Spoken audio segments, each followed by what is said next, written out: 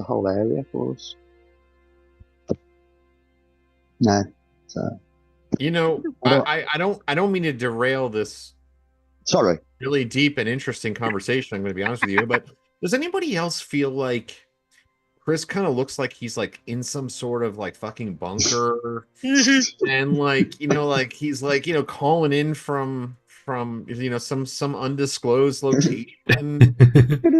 I mean, like he's got that. He does have like the headphones that someone would wear in like an SES movie or something. Yes, exactly. I mean, like the headphones are like, where did you even get those? Like, I guess they still make them that style. But it just like sitting there barely is smoking a cigarette, just hanging out of his mouth, and just like the whole thing. It's great. Like I expect you to be doing pirate radio. Yes, there we go. Yes. Pirate. Very much. In the dark of the night.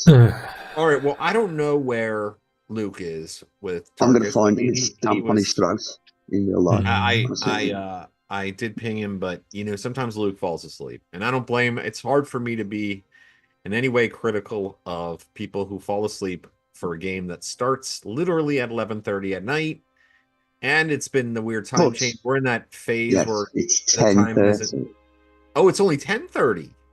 Oh yeah, y'all switched over to summertime. Yeah, for 2 weeks or something like that. We have a different changing of the dates. But I did jab him in the ribs and go alert 10:30. 10:30. Yeah, you did. But at the same time, it's hard for me to be critical of people being like we're all also like adults. So we'll just have to do like a flashback Scooby-Doo scene. Don't kill us all, Rob. Yes, please don't. I used to do that as well while in Vampires. If it never worked, the players didn't turn up. Can you guys hear the music? I can't even hear it. Enough. Kind of, yeah. It's there. Yeah. It exists. Yeah. There and it exists. Okay. We English and Welsh and British don't give proper feedback, do we? Like you Americans are like, well, that's really bad. Like I'm like, really like it's good. It's like that's not bad. I feel like sometimes Chris should be in subtitles. Yeah, sorry. So I saw an advanced screening of the movie Lock, Stock, and Two Smoking Barrels before it was released in the theaters. They were like showing it, like they're doing test screenings at colleges, and I was at George Mason University, and they showed it. In fact, this was such an early screening, you actually could see the boom mic occasionally, like in the screen and stuff like that. Nice. And that movie, they at the time the showing that they had for us at my college, they had subtitles. They're speaking English. For the travelers, yeah. No, not for the travelers. For everyone. Oh wow. Because it's a pretty thick English British accent. Yeah. Our accents are extremely small and regional and noticeable. They really are. Yes, they are. It's beautiful though. It's lovely. Oh, yeah. I love that. Yeah. I wish I love accents. Accents are awesome. It's my accent is supposed to be one of the worst. Unless you work in customer service and accents are awful. Depends on the accent. I could get away with so much if I just went right all into my good old southern drawl, and my customer complaints just went away as soon as they listened to me. Anyway. Very good. I know it's a call for an NPC now. That actually made me nervous, Amanda. Like when you're just talking like that, like that voice. It's like I feel like it has power over me. Like I don't want it to. I felt really welcomed. I did by that southern voice. I don't know. I really like southern stuff. Sugar, you are always welcome to come and visit. Sweet, it's just as long as you don't choose to stay. Yeah, so you don't know that you're being insulted the entire time that she's talking to you.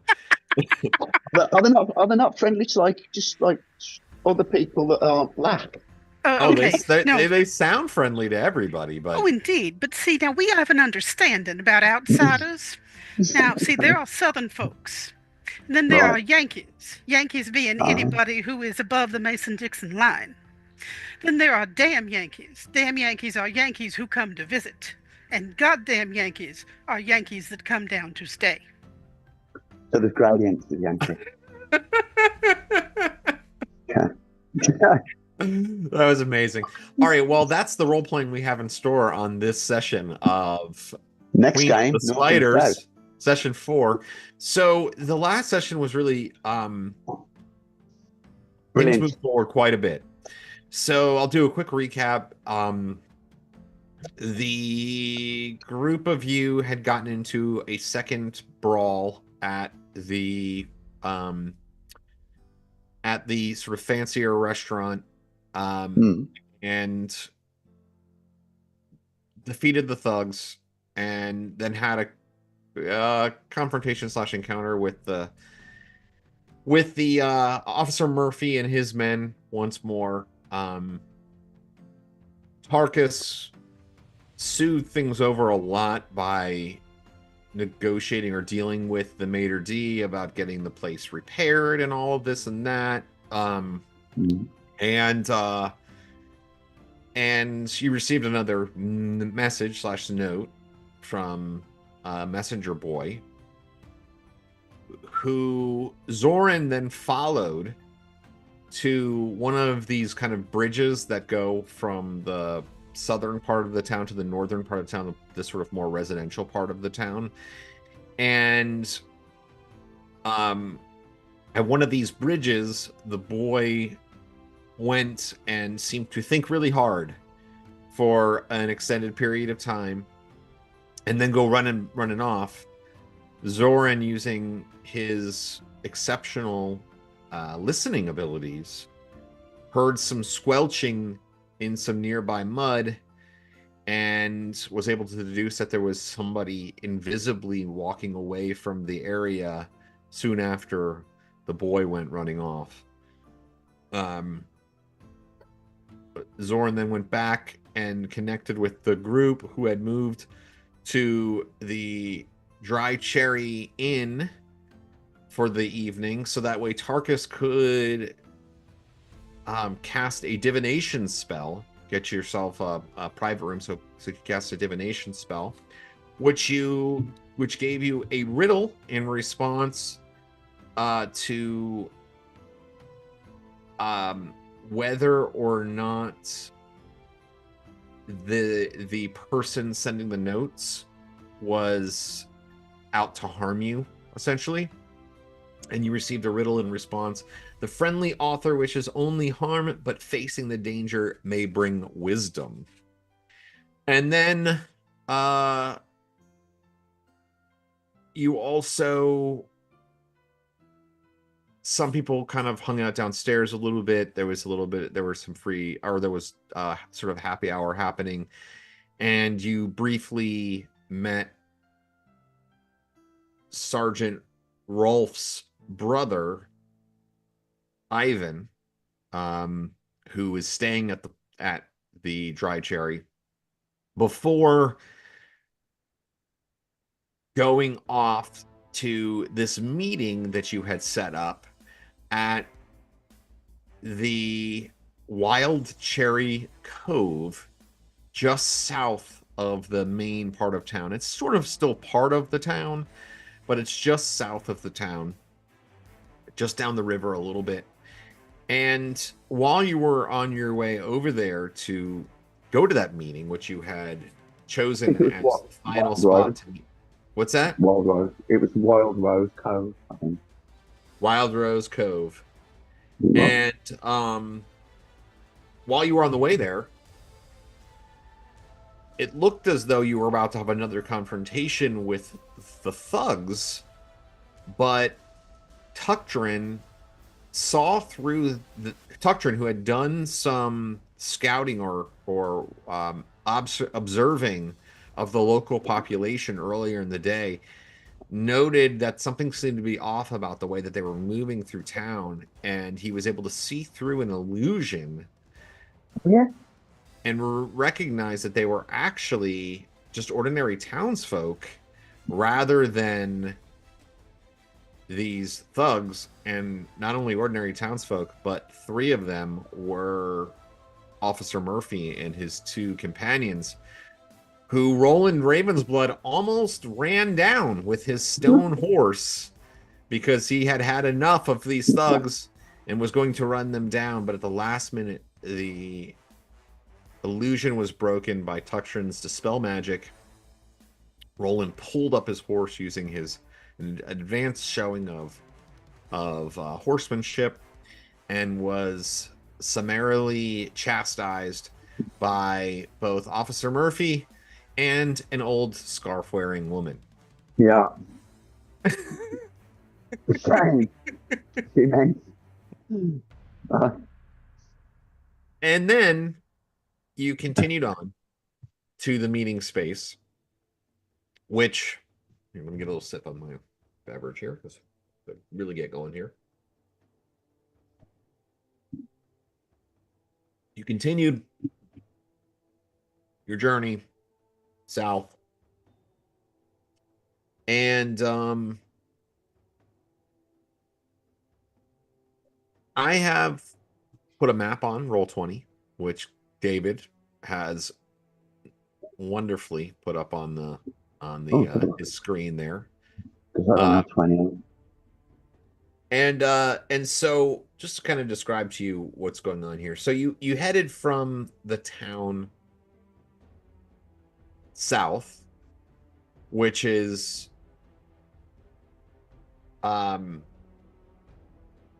towards Raven's Keep. And sort of just on the outskirts of town, there is a cove and sort of a small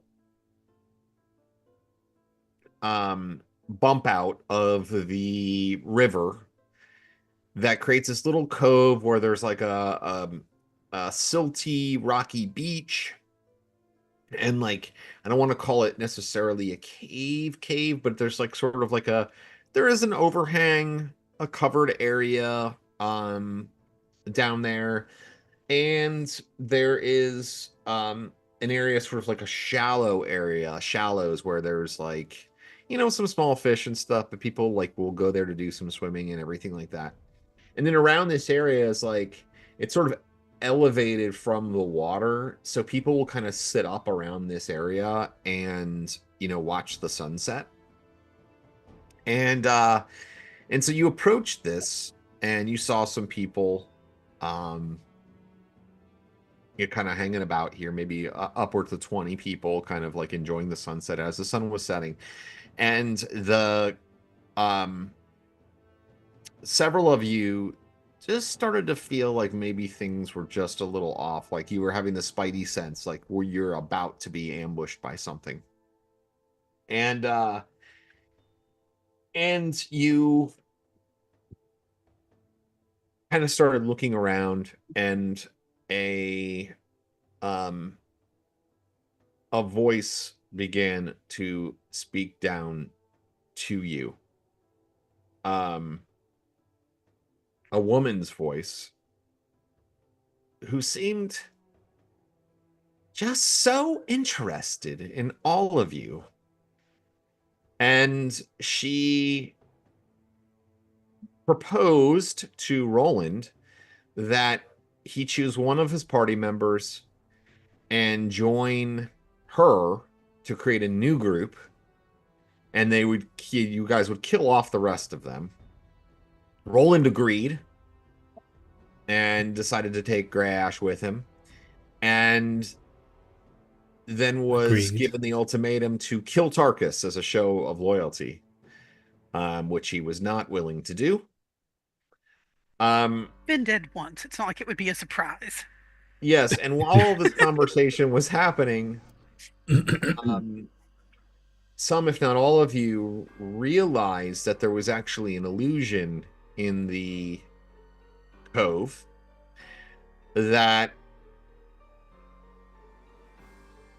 made it appear shallower, the cave area appear shallower than it actually was, and hidden in that space were a number of men-at-arms and some quite large spiders. The woman whose voice you were hearing was not amongst the group that you could sort of see behind this hallucinatory terrain. And near the end of your conversation, which was cut off by something happening, which I will mention here in a second,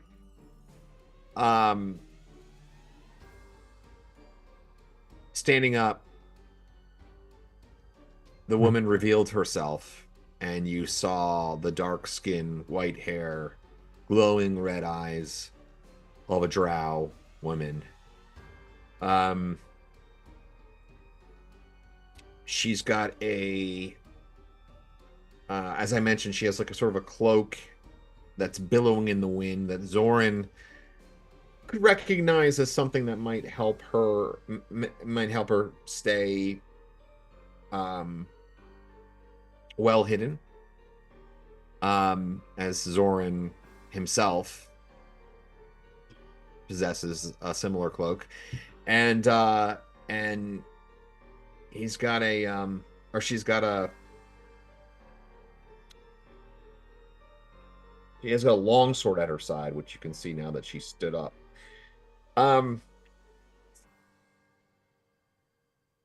However, before the conversation could continue in any sort of real way, Roland Ravensblood threw the die of chaos, as he often does, and blew the horn of Valhalla. So before we get too far, before we get to the horn of Valhalla, let me describe this setting that you guys are in, because we're not going to do this as a battle map. I'm going to tell you that right now. I'm not a big battle map guy. I don't want to move. Yeah, I don't want to move along this. We're not going to have our characters on this or anything like that. I mean, in person it's great, but when it's on this, I don't love it. So this is to scale. A square should be 10 feet, and you can actually use the ruler. It should be, if I'm not mistaken here. So the colored in area is the river, and then that kind of like shallows the swimming area, and then you can see this sort of like sandy, silty beach that goes along that swimming area. And then I want to kind of point you in the direction of this line right here. You can already see where I'm pinging this line. It's just over the 0 feet mark. Okay, so that's an elevation marker of 0. So at that point, to the left of the line starts to go up and kind of like a hill, and the right of the line is where the beach is, and it's like on a lower elevation to everything else. So you can see I put some elevation markers around here, like 20 feet, 20 feet, 30 feet, 10 feet, as it rises up. And you can also sort of rely on that in terms of like the interior of the sort of cave construction. It's not like the full 30 feet high where it's at the peak of 30 feet, because, you know, like it's like an overhang and stuff like that. But you can kind of rely on it. You could reliably say it's like 20, 25 feet, you know, with this sort of thick stone above. And then it kind of, you know, goes down all the way to the beach level. It does look like there's probably times where the river floods and it actually goes into this area and completely covers the beach. But right now is not one of those times. Oh, here we go. We're bringing Dom back in. Didn't notice that he was gone, so he missed the entire description, and I will have to do this all again. The woman who stood up was, I would say, you know, she had been sort of leaning over the edge, and yelling down, you know, calling down to you into that sort of cave area, causing sort of an echo. And Zoryn, I believe, was the one who sort of ultimately discovered her. Mhm. I could be. I think I'm right about that. I think so. And let me clarify here too. Who has actually seen through? Is everybody seen through the hallucinatory terrain? I don't remember. I know everybody got a I don't know. save, right? I remember I playing don't remember it being mentioned, to be honest. I remember you talking about the spiders and stuff, but I made So one save. from my understanding is Fire. I saw through it and I alerted everyone else, Yeah. and everybody made rolls. And Mhm. from what I remember, everybody passed. Could be I wrong. feel like everybody had seen through the illusion. As well. I okay. thought at one point I failed and then he pointed it out. Yeah, that makes more sense. Yeah, I think Yeah, because everybody didn't pass until I pointed it out, and then Rob gave everybody another chance afterwards, and then everybody was like, "Oh shit!" And I think that's where we stopped. Mhm. Well, you stopped when the Horn of Valhalla was blown. Well, right, we saw through it, and then Roland's like, "Fuck this," you know. Yeah. So He was all like, "Oi, mate." Someone had to do something. And it wasn't going to be Somebody me. did have to do something. All right, let me get the Horn of Valhalla up in front of me here. I've got it written down. Do you want to know? I can play it once a week. They play it for 6 turns. It's a bronze one. So I get 2d4 level 4 fighters. They're AC 4, Thaco 16, they have 24 hit points. There you go. That's great. Yeah, so 2d4, 2d4 4th level. Armor class 4, 6 hit points per die. Armed with sword and spear or battle axe and spear, they gladly attack. Yeah. So they get a spear and then 50% on a sword, 50% on an axe. Hmm. It doesn't say though how far away they appear. Because like I want to blow it as far into the radius as I can, just and command them to fucking shock. They appear like outside of the scene. They're not in the scene. Like they're In the pub. They appear in Valhalla. What? Yeah, they promptly drown in the river. Up on the hill. It takes them 6 turns to get down. see them all appear in the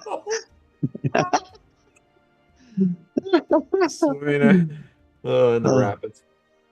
You're gonna have a laugh. All right, we'll roll 2d4 then. Let's get this party started. I've got a 3-4, so look. I've got 2d8 that I'll have to do. You know, then You don't have 2d4? What kind of game are you? You've been role playing for like since the invention of D&D. You don't have 2d4s? Right. I rolled an 8 and a 2, so that's a 1 and a 4. There you go. Easy. 5. I'm disappointed in you, Chris. I'm so disappointed in you right now. All right, so you didn't see my roleplay room, how bad it was, man. No, what I do you did. do if you have to catch magic missile? All right, so he blows the horn, and these guys like come rushing out like into the beach area, like from seemingly out of nowhere. Yeah, and they're like,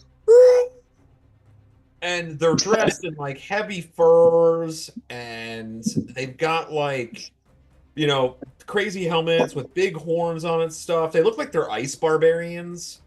And I'm confused. I thought you said they were Russian. Rushing in, and you hear one of them yell, "Delger!" And he's like screaming the name of his god, and he's got an axe raised above his head, and they just go rushing, and then they're all kind of like looking around. All right, so they all fail their yeah. So Chris, well, they don't even get an automatic chance to see through the illusion. So they're like screaming in the air, and they're kind of like waiting for you to command them to attack something. They're kind of like looking around. And they don't attack anything. They don't see anything. I mean, they'll attack any. It says Let's see here.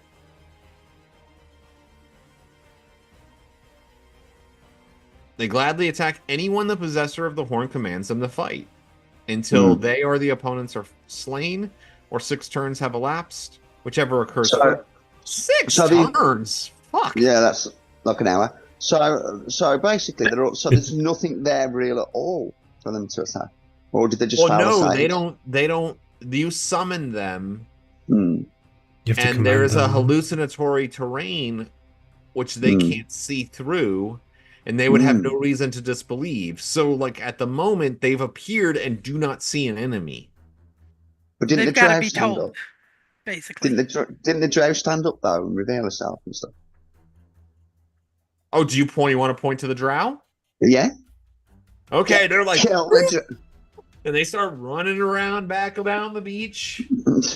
And up, they're gonna like run around the beach and like run all the way up the hill. And okay, so they go running off. These 5 guys, these maniacs go running off. All right, so let's get to declarations.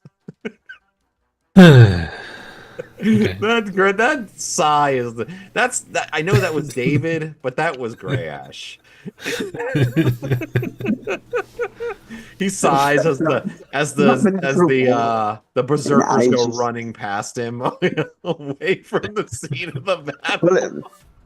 Well, the only thing I can direct him towards is something that's actually there, isn't it? So that's all that's actually there, and that's where they've got to run to. Then that's what else can I do? You're like, get her, and they're like, okay, and they just start running around. It is what it is. Where is she actually on the map then? On David's map, where actually is she? So she would be like, kind of like right, kind of near the 30, right?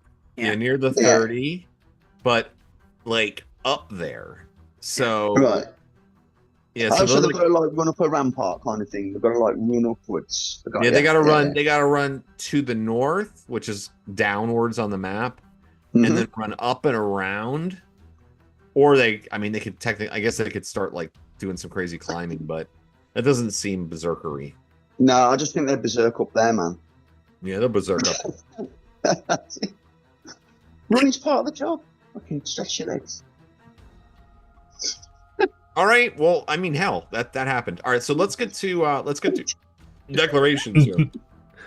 That did happen. So, now we didn't pinpoint you exactly, Amanda, where Zoryn is, but Zoryn has been approaching cautiously and slightly away from the rest of the party.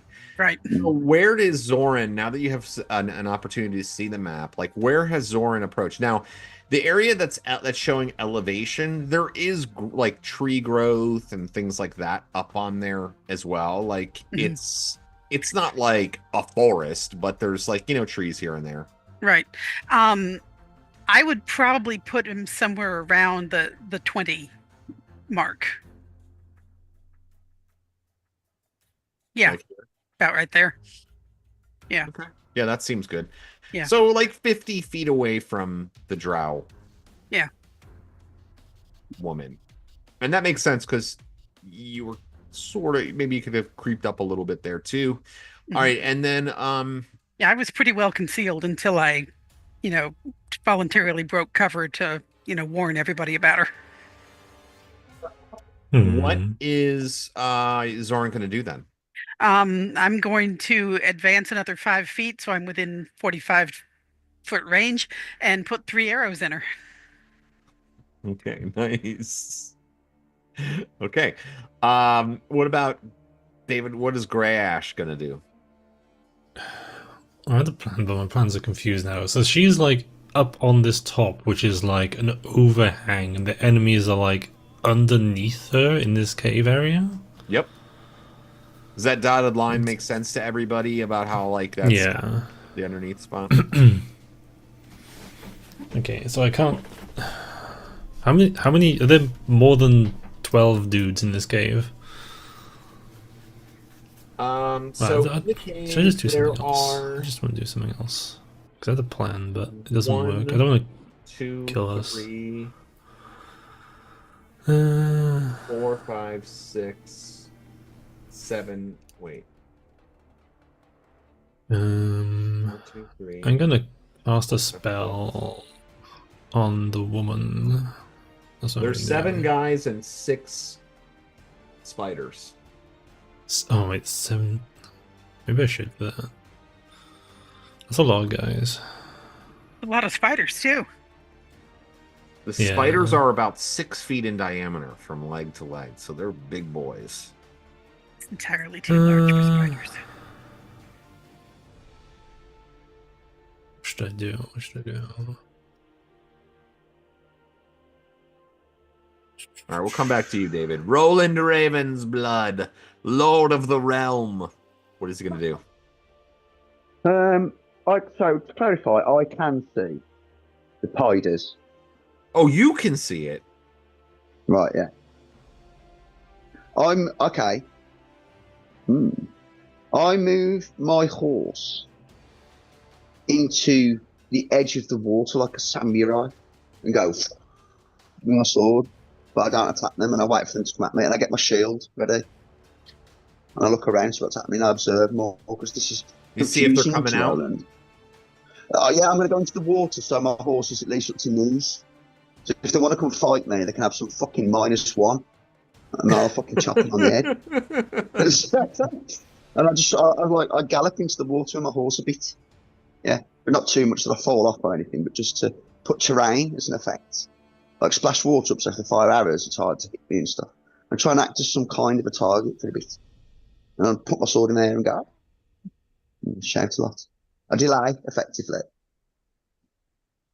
All right, I love it. What about Tukdren? I'm casting a spell. Okay. Well, I mean, Dom just unmuted. I think it's the perfect time for Dom to roll Oh, son of a the bitch. initial initiative of the session. Well, guys, it was nice. It was nice. All right, let's get the dice out. I'm of the resigned box to here. going last. It's okay, Dom. We forgive you in advance. Okay. What spell are you casting, Dom? I rolled a 1. What? I rolled a 1. Last session you were rolling high, like all around. Oh, it was like 10. Everything 10, was 9. high. Oh, it was horrible. No, not just initiative. Like all of your dice rolls. Oh, you rolled- everything. you rolled like high to like when it was good and when it was bad. Yeah, it was terrible. I rolled a 1, so I'm starting off strong. All right, See where this so goes. Bob's going to switch off you now and find the bad luck person. 2, 3, Hang on. 2. Right, magic missile. Oh no, I never came back to you, David. What are you doing? I forgot to come back. I'm using to you. the scroll. I've decided on the scrolling the group of guys Oh, below. that's got a 3. Okay, so then you'll be 4. Well, it's on the casting time of the scroll, which is 5. Oh, it really is? I think so. So it says in the DMG. No. Okay. All right. So 2, 3, 4. I ride my horse. Yeah, you're out there. You go to the water. 5 is Zoryn. I thought Grey Ash was first with magic. I go in 6, right? Because the casting he has time a is initiative modifier casting time is plus 5. All right then. Yeah. So, first shot now, and the other 2 at the end of the round, right? right? Yeah, that sounds right. All right. Back attack, sneak attack. Dave, stick me Hello. 180 foot into that map somewhere on the water. Like AC 18 negative squares. 8. Yeah, I think that'll do it. Excellent. 10 points worth of arrow to the sad parts. 10 points of arrow to the sad parts. Yes. All right. Yeah, she like grunts and she takes a step back. Zoryn is half elven, right? No, he's full elf. Oh, full elf. Yep. Oh. I love this. All right. Well, she Uh-oh. looks over. She she gives you like the most vile, disgusting grin. The sun has set now too, so she's like this dark silhouette against the still somewhat lit, skyline. but you can see, the white of her teeth just like gleam in this like disgusted sneer as she looks at you across the battlefield. All right, so that was at 5-6. David, Yeah, Grass that's me. spell goes off. Okay, it might go off. It has a. Oh, I'm also 6. Oh, okay. So both your spells will go off. But he'll go first. Okay, so I have to roll above a Before you 20 roll, this I'll do it. time. Hello. Hello. Before you roll, can I just say, I am not there. Like, just in case there's any area effect spells going off or anything, I want to move more north and to the left slightly, but to put some beach in between me, like, and some water. Up. Go up. Up, left. That's it, about there, man. Okay. That's like 60 feet off of the coast. Yeah, it's not More far. in there. That's why I said like 180 feet in this direction is off the map. It's like So I use speed and just. But go that's a beside the long map way so I to don't go see. into the water. I mean, That's what I'm on about. So, Jim, where am I? I want to know where I am on that map. yeah, I mean, so the thing that I actually was debating about even like showing you guys this map and using it for myself, because I don't want to over like map this battle, but I mean, I was thinking he's more like 20-30 feet into the water, like somewhere like in here, and like he's very clearly visible to everyone. That's it. But at a distance into the water that it's impossible for them to get to him without going in the water. Yeah, waist deep, and galloping splash. Exactly, Bob. Thanks. Just to clarify, sorry to have bothered everybody. No, it's all good. I just that's why I don't. Theater of the mind. Is No, you know what I the mean? mind is happening there.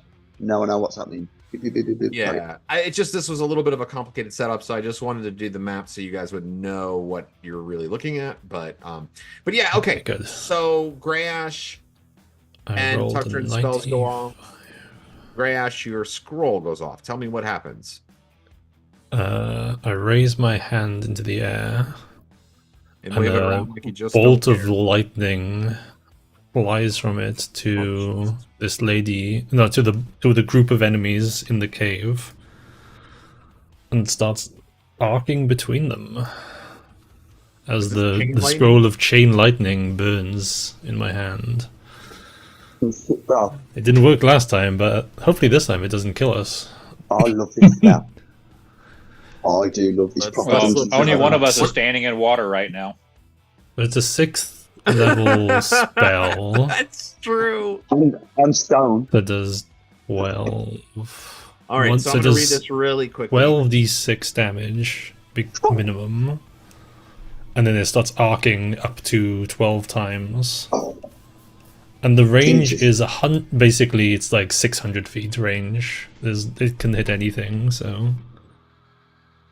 Okay, it goes to the nearest thing. An electrical discharge that begins as a stroke of lightning 2.5 feet wide, commencing from the fingertips of the caster. Unlike the lightning bolt spell, chain lightning strikes one object or creature initially, then arcs to a series of other objects or creatures within range, losing energy with each jump.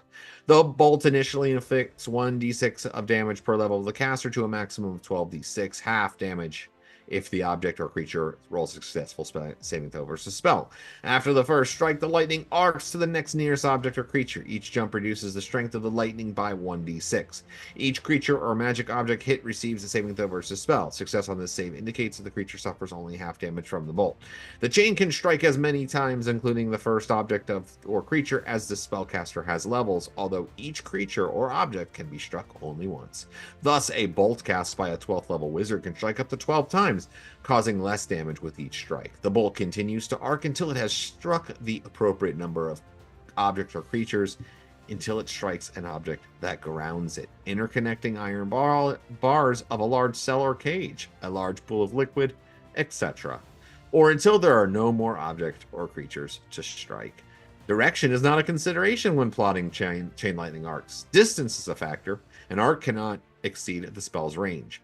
If the only possible arc is greater than the spell's range, the stroke fades into nothingness. Creatures immune to electrical attack can be struck, even though no damage is taken. Note that it is possible for the chain to arc back to the caster. The material components are a bit of fur, a piece of amber glass or crystal rod, and 1 silver pin for each experience level of the caster. Yeah. That was some box text for you, I guess. So that's an awesome spell. I mean, 6th level spell. How many times do you even really get to cast that, like in a game? Very, very Yeah. rare. Like, I could save it for like 200 more sessions, and maybe I'll be. Yeah. Right, I love it. I love it. So describe, you're shooting this ball of lightning, and it is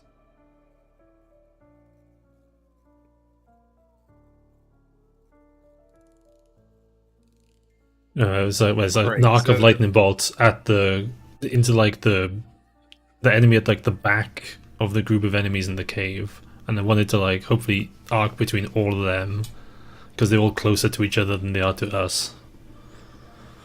and it's mindless, right? It's just it's It's got the closest seeker. thing.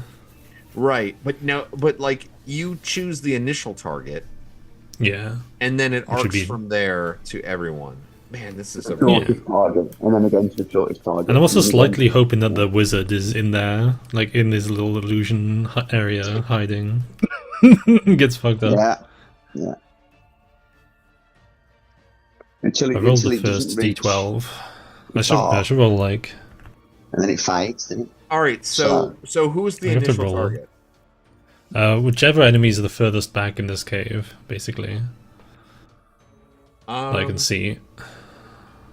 That would be okay. So now you're kind of like getting a sense of like what's going on. The as everything begins to move, you can see that there's looking back there. You can see a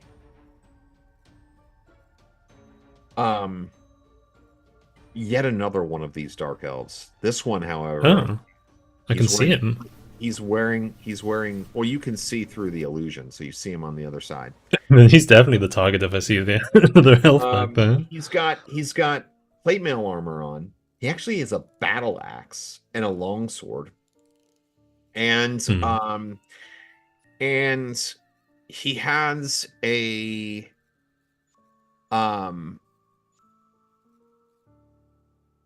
like it's a strange looking, like it's like a, I mean, I guess you might call it like a whistle or a tube, like a flute kind of thing. And you can see he's got it like up to his lips, and like you can't hear the sounds that it's making, but it's moving some fingers around, like on this thing, and you can see this. It seems as though like the spiders are responding to whatever he's doing. Mm-hmm. And then there are another male and female drow elf. Both are wearing chainmail. One has a battle axe, one has a longsword. They look remarkably similar, almost like brother and sister. Like, I mean, it's almost hard for you to even tell which one is male and which one is female. They're kind of like got sharp features in either case. But you see this other, and then they're kind of like in front of that main guy, I guess you could say. And then sort of spread out in that area are 3 guys with bows. And so you can see that they've like got their bows drawn. They're like kind of like around in that area. And then and these are humans, actually. They're not drows. They're actually 3 humans. And they look like rough mercenary types, though. They've got chainmail, longsword at their sides, and then but they have bows in their hands. And then there is the half dozen spiders. That's what you can see underneath that particular area. So you're going to aim for the spider master, I'm assuming. Then the guy with the there's flute. 3 drow there specifically. He'll deal with those by itself. If they're all like right next to each other, I'm gonna do it's like fine. one. Put it in. Like, you know what you was describing. I rolled the first. I rolled the first 6 bounces worth of damage, and you've saved for half on each person, I guess. Yeah, I'll just see what happens now. I'll see how many you keep and how far it goes. So, 10, 11. Wow. Damn, dude. That is an awesome spell. That's such an awesome spell. I just went, because there's literally 12 opponents there. So yeah, it's I'll roll the perfect. damage for It's them. perfect. And since you won initiative and nobody rushed into battle, like there's none of your companions is in any danger, which is very rare. You all usually just don't even give a shit that your companions are. All right, so I'm gonna start making saves for these guys. The first one, save all 39 damage. Oh my god. Save for half, I guess, isn't it? Lightning. Ramen candles. That's the whole plan. All right, so what's the second one? Let me get the page. 37. 37. Jesus. Okay. Mhm. So wearing metal armor is hard for them to say. I don't know if that's a thing.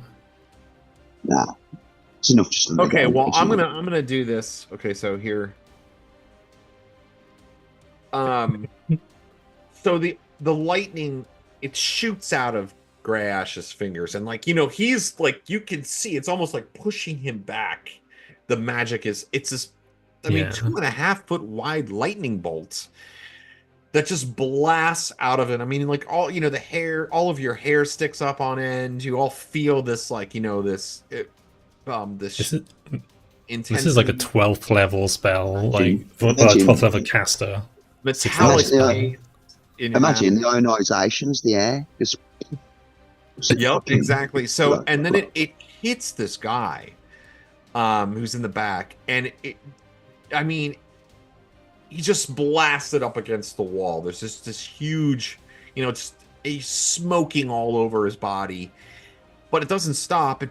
It begins to shoot off and arc in all kinds of different directions. And the next thing it arcs off to is one of the spiders that just fucking explodes. The spider just is like. Spider guts. Spider Jumps guts. to another spider. What's the damage on this one? 41. It's going down d6s every time, right? Yes, yeah, that was 10d6, 41 damage. All right, well, a second. Just another. I mean, this is at the speed of lightning, so like another one just like blows up.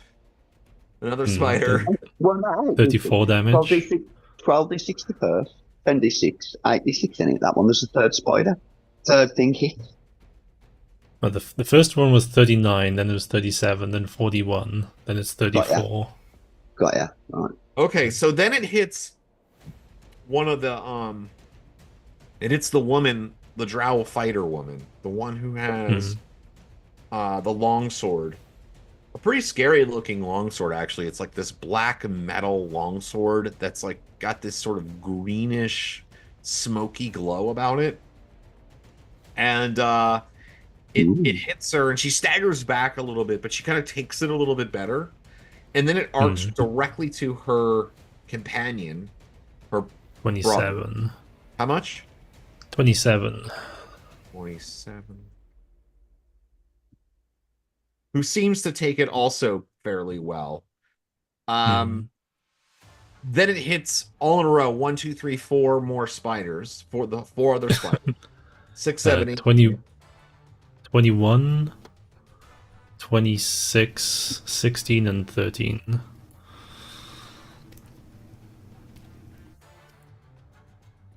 All right, 2 more spiders go down. And the other 2 manage to sort of survive, but take like scorching wounds, and look pretty hurt, pretty seriously hurt. Then It's low numbers from yours. It arcs to the bowman. who are kind of the 5. furthest away from like the center of the spell. Yeah. 5, 10, and 6 for those guys. 5, 10, and And 6 that's- damage. Yeah. Little boys. The last trickle of electricity.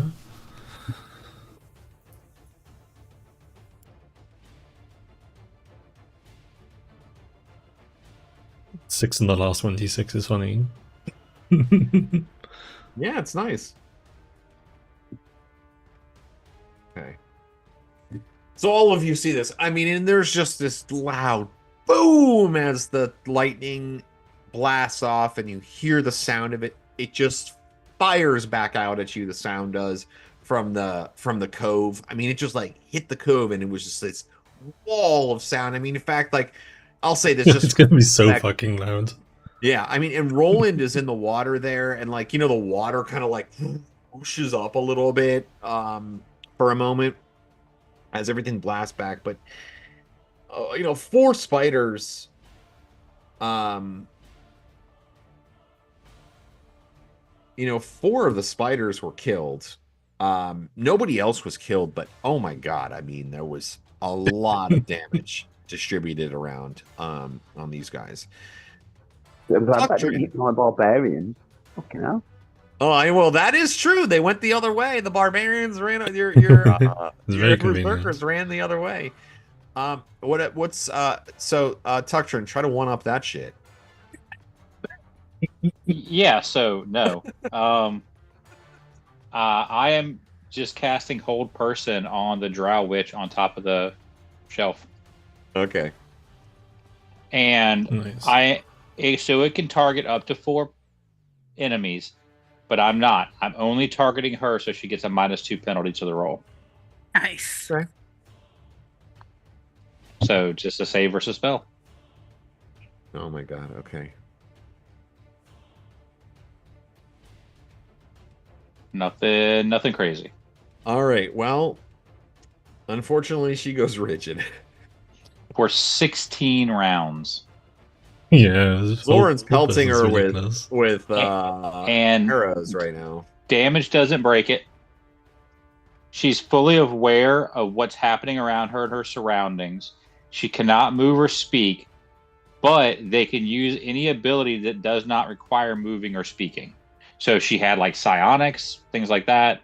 Those could possibly still be used. And that's pretty much it. Yeah, there's not many you can do just by mind command. Very few. Oh, she does have one that's really good that she can use though. But there you go. So, but for 16 rounds, she's going to be held and getting Dom. beat on by barbarians, I hope, for 16 Dom rounds. is my best favorite Dom. So it's not as flashy as Lightning Bolt, but It's good. It's good. It's I wonder what not the magical effect of that would look like. but the Like chains or something wrapped around her. the power of Clangeddon compels you. All right. Well, so that was 6. Am I right? That was 6. Yeah. Can I charge my horse the rest of the movement now and attack somebody? And their stuff's gone off. You can charge an attack, but you're gonna, if you want to do that, since you haven't taken an action, I will let you do that. But you got to add your weapon speed modifier to the initiative starting at this point right now. Okay. So you're at 6. You're at 6. We'll add whatever your weapon speed modifier is, and that's when you'll go. Okay.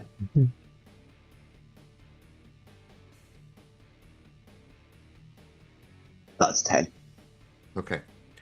All right. So 6, 7, 8, 9.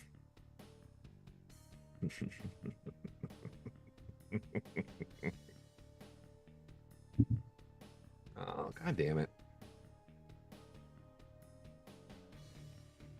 Roll a 5 and a 1. That would have been really cool. So Zoryn kind of like smiles to himself and like and like not and like raises his bow as he sees his opponent go rigid across the field of battle from him. And then at the last second, like, he smells a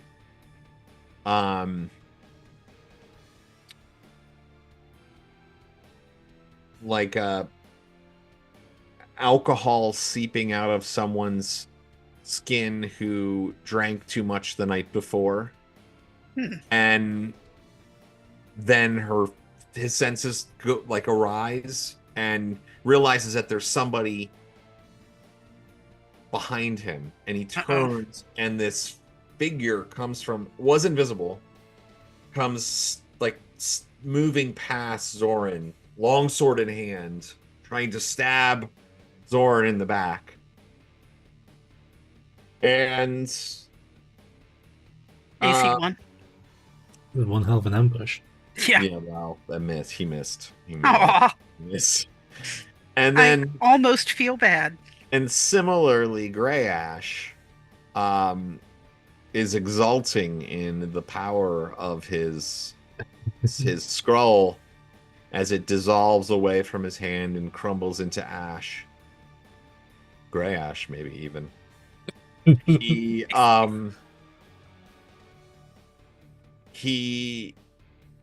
Actually, his cloak would move to the side, but guy would have missed anyway. So he kind of flickers and moves as a man sort of stumbles through the silty, sandy beach there. Similarly, longsword in hand, trying to stab Grey Ash in the back. So that was at 9, and then at 10 is Roland, but then there's a magical effect, something that's going to happen also at 10. So that magic is going to go first. So, Dom, what is the caster level for your hold person? 8. Caster level 8.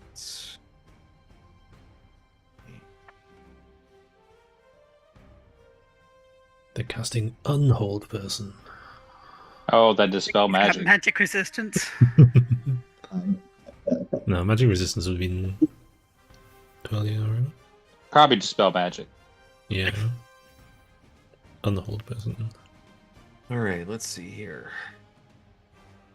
Oh, All right, that's going to be close. Let's see. So, by the way, I went and got dice as well. Complain. base chances. Caster's higher level.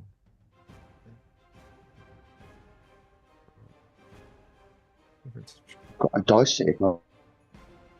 Oh, you got to be kidding me. All right, well, nothing happens. Yippee! Yay! That's my favorite thing to happen. I'm rolling bad so far. I really am. I'm rolling really bad. Really bad so far.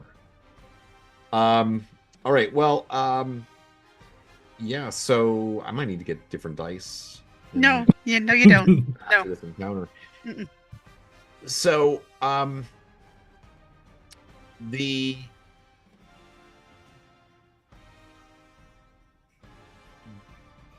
gonna do a morale check for the spiders.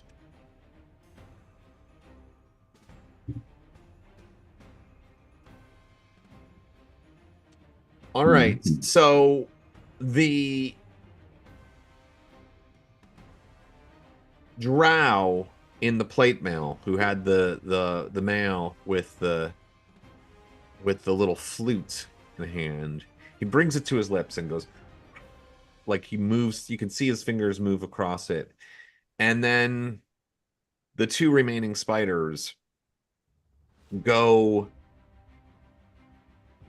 zooming across the cavern area and all this and that, and kind of flying over the overhang and sticking to the walls and things. And one of the spiders. Well, actually, no, yeah. And they both leap down towards Grayash to try to take him down. Does Grayash have stone skins right now? Yeah, he's still got those. Okay. Will the two spiders jump down on him and attack? So take away 2 stone skins. 2 stone skins. Would the cloak not affect them? Well, the cloak already just went off. Isn't that? Yeah. Well, it only missed anyway. I don't know how it works. I don't remember. Let's see. Does it use it up if they don't even hit my AC? Yeah, I thought that it negated the first successful hit, but I could be real wrong. I think it's any tap any.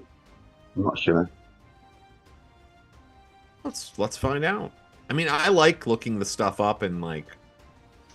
I think it's fun. I mean, a little bit. Okay, let's see here. Ultimately misses with the first attempt.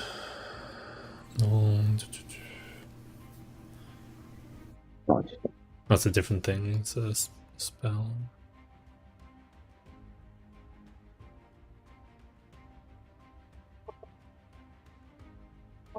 It doesn't say. I mean, I wouldn't even have rolled to hit. It would have just been. It says any missile or melee attack aimed at the wearer automatically misses the first time. Okay, yeah. And then if anybody that sees it, it says this can apply to first attacks for multiple opponents only if the second and successive attackers were unable to observe the initial displacement miss. So they all just saw it. I mean, okay, so yeah, so it all works out. But it still gives you +2 bonus to attack to your AC. Yeah. I guess they both hit better than but it AC doesn't 2. matter. They just take away 2 of your stone skins. Oh yeah, because it doesn't matter. Yeah. Doesn't matter. That come up. Okay.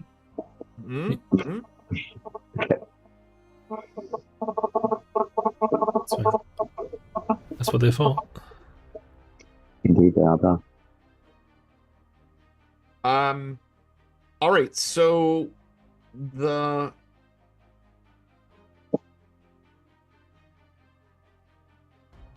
two spiders do that. Then you see the Roland starts, rushing forward on his horse, like coming towards them. And you see one of the drow, the two, there's like the brother and the sister. The one of them starts to like levitate a bit, and then the other one pushes her, and she goes flying towards Roland. Love her. She's got battle axe.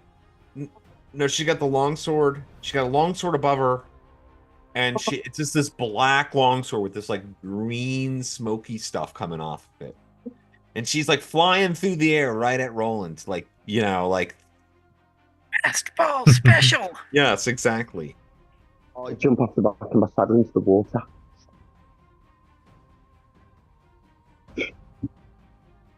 Jesus Christ, dude. Keep using those dice. I'd say AC3. I know that's not going to hit Roland. Nope.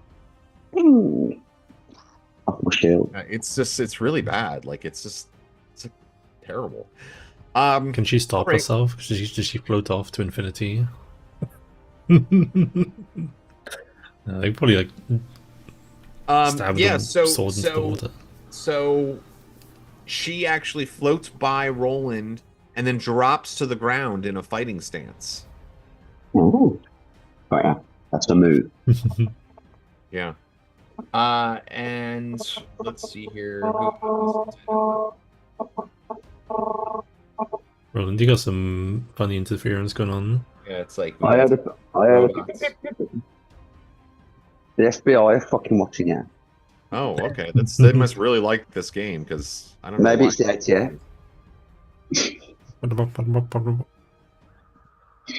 You've been deemed a cult. Oh, okay. Finally, I've been looking for cult status for a long time. Oh yeah. I mean, I've been on a watch list for years. I knew you were on a list, Amanda. Well, You look all innocent, but you're on a list. I am sweet and innocent. Big fucker. They're wearing a ghillie suits. Hold on a second. I'm just trying to look something up. It's something weird. They've gone. I don't know, Amanda. I don't know.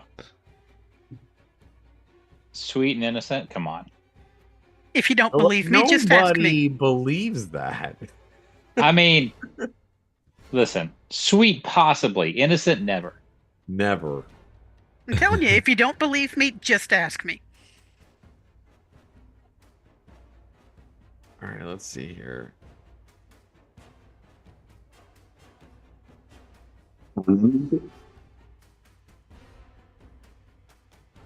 All right, that's something stupid. Okay. Let's see here. Who else do I got?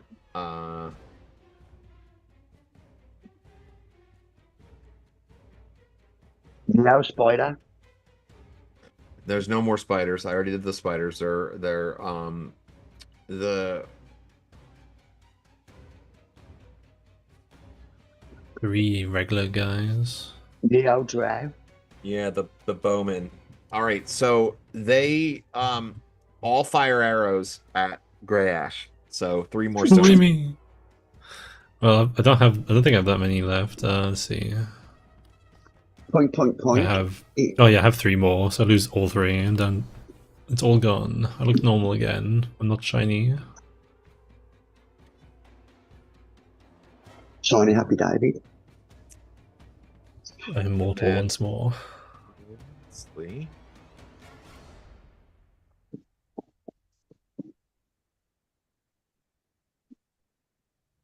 Been really smart for me to put these levels spells. I'm gonna have to fight this drow.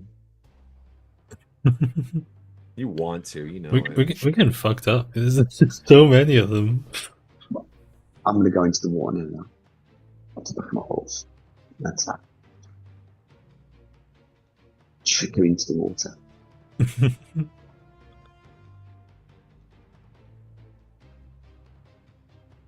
I hate the part of my mind that's always thinking like, is this a fight that Gygax wants us to lose? She's gonna think I'm very slow in the water. But I'll actually move just as quickly. And I'll do an foot's cut now. And then the water not like that. Looking at you better. All right, so this well, that was at 9. So, 9. and go ahead, Roland. Something happens at 11 as well, but Roland's first. Yeah. So can I do a dismount attack? A what? Like, don't with horsemanship you can dismount and attack, can't you? You can like just leap off your horse and attack. I think. So I remember that. Yeah, I mean, if you have land-based riding, like if you just want to jump off, slide off your horse and attack, you can. Yeah. If you want to do some special maneuver from your horse, No. that's like some badass thing, then you can No, I'm make gonna a risk it. land-based check, and Mm. if you do No, that, I'll probably give you a bonus to hit. Nah, I'll just plop down into the water, but deliberately don't move much and crouch. I thought you said you were charging them. Yeah, charge, but I drop off the back of my horse. That's what I'm saying. Okay. So But I I let mean, my horse. you're like probably at. I mean, you're not in the water though anymore if you're charging them. Okay, if that's what's happening in mind play. So I've gone onto the beach. Yeah, you're like on the beach area. Oh, okay then. I mean, if you're charging, you don't have to be. Yeah. You could stay in the water if you want. I'm not trying to tell you what to do, but I thought that's why she levitated to get into the water to get to me. that's But I don't- probably why she initially did it. But then Roland started charging, and then the battlefield chaotic. changed a little bit, Yeah. like from what that was originally what I had her declared in my head as they were going to do. So I just followed through with it, though, even though Roland was coming out of the water, because that's what I should do and follow through with what they declared. Okay then. So I'll just wheel round on my horse then. I'll wheel my horse round and just go with. Okay. My Okay. sword. Sounds great. Go ahead, do your attack. Oh, a 3. That's what I'm A talking 3. about. Hang on a minute. It's A AC minus. 3 plus I am plus 10 to hit. That's 13. So that's it. I'm a class -1. So funny. Fuck. Okay, yeah, you hit her. It's another 3. That's what I doesn't- do. She has a -1 AC. Like, that's not a bad AC. Like, That's It's right. not. Yeah. Crazy about it. But barely Fighter's like gonna stumble fight. forward, like crazy fucking Linju Woe combat, and go and like nick up probably. But 16 plus. Hang on, what am I using? Oh yeah, a one-handed, so it's D8 to 16. Yeah.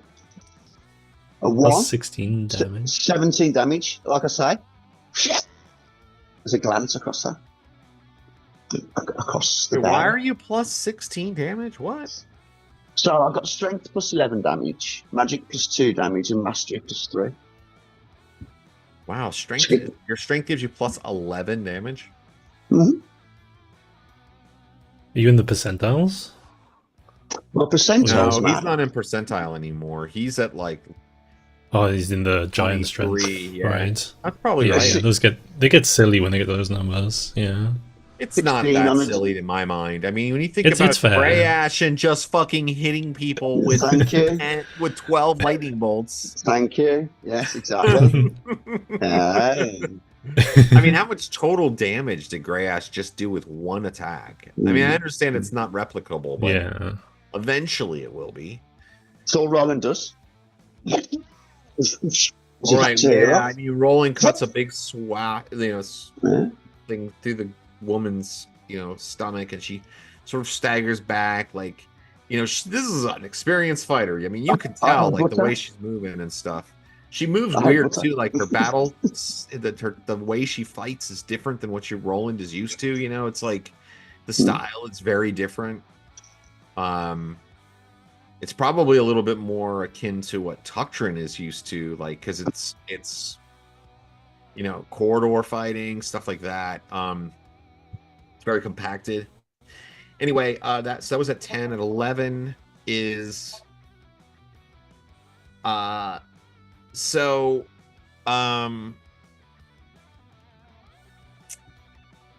Roland is atop his horse. That's my right? first attack.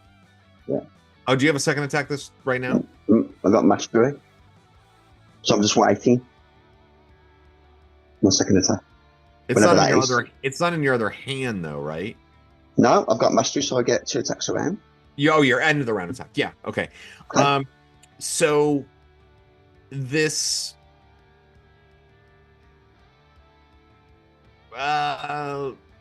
Amanda for Zoryn, make a perception check. Observation? And I think this is just a perception. This isn't, you're not really it's just catching something random. Sure. Just barely. Yeah. Nailed Okay. it. Nearby the drow woman, Mhm. like, I don't know, maybe 10 feet away, standing near like a tree, you see this like blur of a figure, and you see like very briefly, looks like a small figure, the a gnome. mage? You see like a little gnome appear, maybe 3.5 feet tall, sort of this like reddish orange hair. I mean, Zoryn would know this looks like a Cron Hills gnome, like gnomes from the Cron Hills, which these guys have actually run into Cron Hills gnomes before. It's near the Temple of Elemental Evil, but this is a Cron Hills gnome. He's got like sort of like a blood red leather sort of long jacket, and pretty expensive looking clothes, and baubles all over him. and you just catch a quick flash of him, like he was like you saw this invisible, and he appears briefly and it looks like some sort of spell goes off, and you see this like zooming out of his hands. Maybe I'll let somebody just fucking roll this randomly because it'd be fun. Greater invisibility. Joy. You want to watch out for that colour spray? Motherfucker. Let's see here. I'll just fucking roll it. Somebody roll me a percentile. Okay, I'm on it. Percentile, yeah? Mm-hmm. Do you have 2d10s? 3. 53, yes. Do you want to see them? Yes, I do. 53. All right. So coming swarming out of his hands is like this swarm of bats. And it goes zipping up into the air, into the night sky, and then it goes swooping down to totally encompass Roland's head. Uh-oh. Okay, let's see here. It's the Black Sabbath album cover. It's just attack all creatures.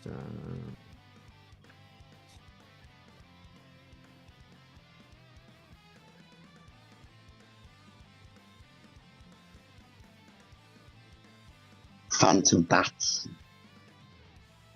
All right, this is cool, man. What be cool for you, Bob?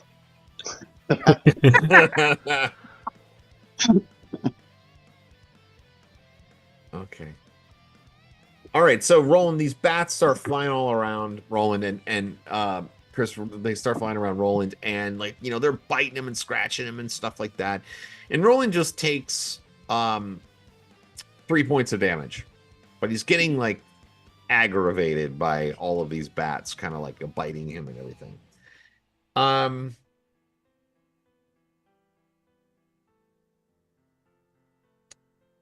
That was at 12. Nibbled by bats at 12. Right. 3 damage.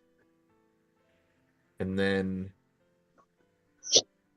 this guy should have gone sooner. Well, no, okay, we'll leave him at this round. All right, I think that takes us through the round. So now we have our end of the round. Yes, end of round. We have everything that goes at the end of the round. Now they have end of the round actions as well.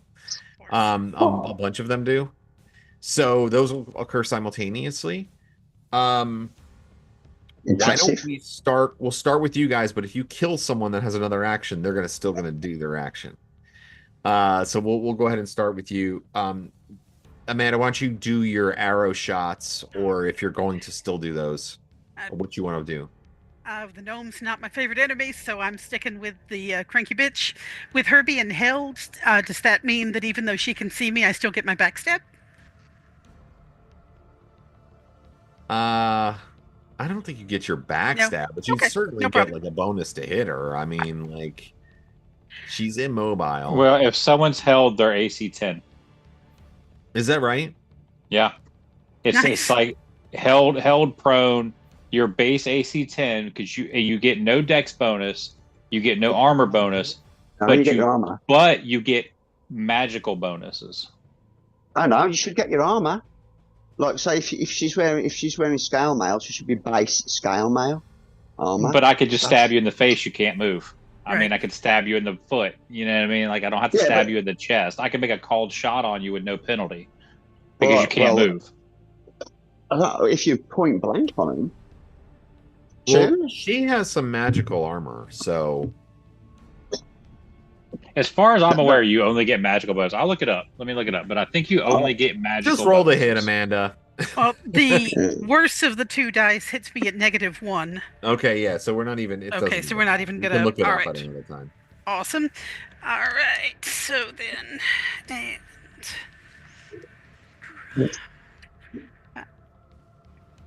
okay. Backstabbed or favorite enemy doesn't get me better damage, but that's okay. So it's going to be 7, 10, 16 more points worth of 2 more arrows to the sad parts. Yeah, she can't move or make a sound or really anything, but you can just see like her eyes, like, you know, like the pupils of her eyes are like dilating. There's like she's got, you know, 3 arrows now sticking out of her. There's like a little bit of like blood. It's like coming out of like the corner of her mouth. Like, you know, she's got some sort of internal bleeding. So there's like blood like dripping down the side of her mouth right now. Yay. Then I will Um, also yell out to just whoever happens to be listening, the wizard's up here. Mm. all right, so why don't we go over to Roland here and his end of the round actions? Is that Drow still near me? Yeah, she's right there. She dropped down to the ground as she went right by you. The one you just attacked, didn't you? You just attacked her. Mm-hmm. Yeah, she's still there. I move my horse again and go and tap from above. Okay. What's that? A 13. Yeah, that's gonna hit her. D8. 7. Plus 16. 23.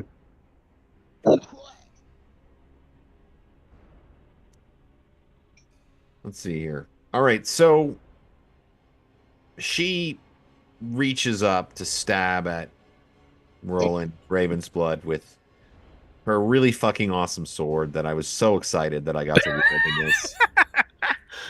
And Roland just knocks it to the side and just cleaves down into her from the top of his stone steed, chopping down the enemy drow right where she stands, and she just falls dead at his feet.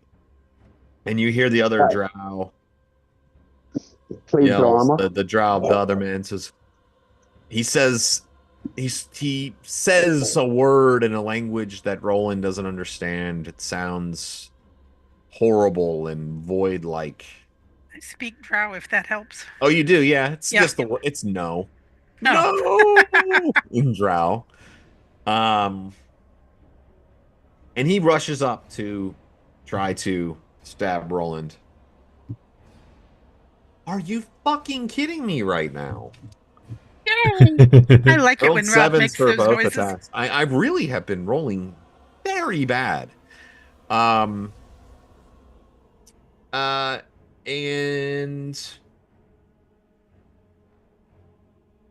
I believe that does it for. Oh no, the bowmen. They fire 3 more shots over at Grey Ash. Okay, AC 2.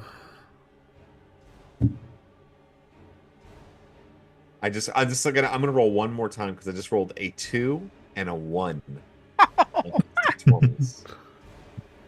And a 7. Let's see. Does a 7 do it? Thanaco 16. No, that's AC 9. Nice. We're getting rid of these dice. No, we like those. They're good dice. I don't know They're if rolling I so well for remember us. a time where I've rolled this poorly. I used these dice last time, and they seem to be fine. Okay. All right. I got a thing here for this, Rob. So it varies by edition, but in the base AD&D handbook, magical paralysis from hold person or hold monster spells affect the creature, blah, blah, blah. Basically, they lose all dexterity bonuses to their armor class, so they do keep armor and magic bonuses, but they are hit automatically in melee combat. So the armor would count for the missile, but not for melee. They're automatically hit in melee. So they can't avoid it. Going between the armor. Makes sense. Okay. That's what it says. Okay. So they get their armor, but they only get it against ranged attacks. Where does it say range though? It's just to get their armor base. It says victims lose their dexterity bonus to armor class and are automatically hit in melee. There you go. Yeah, okay, that's fucking wordy. Yeah. Well, I mean, that's from the first edition, but I kind of feel that's second edition. Is Yeah. it? I'm not seeing Yeah. that in the player's handbook. Says AD&D. It's in the. It's believe it's in the DM's Because guide. it's like being ambushed. If I was ambushing you, right, and I paralyzed you, yeah, and I was hacking on you with a sword, you'd still have all that plate metal around you protecting you. That's what I think.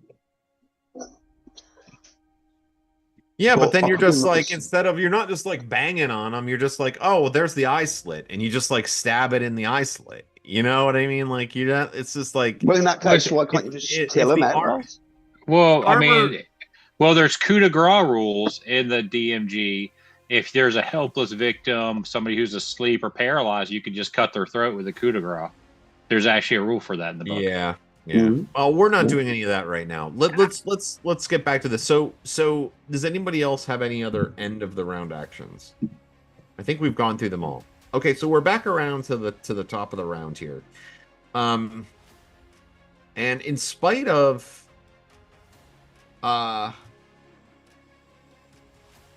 in spite of Grey Ash's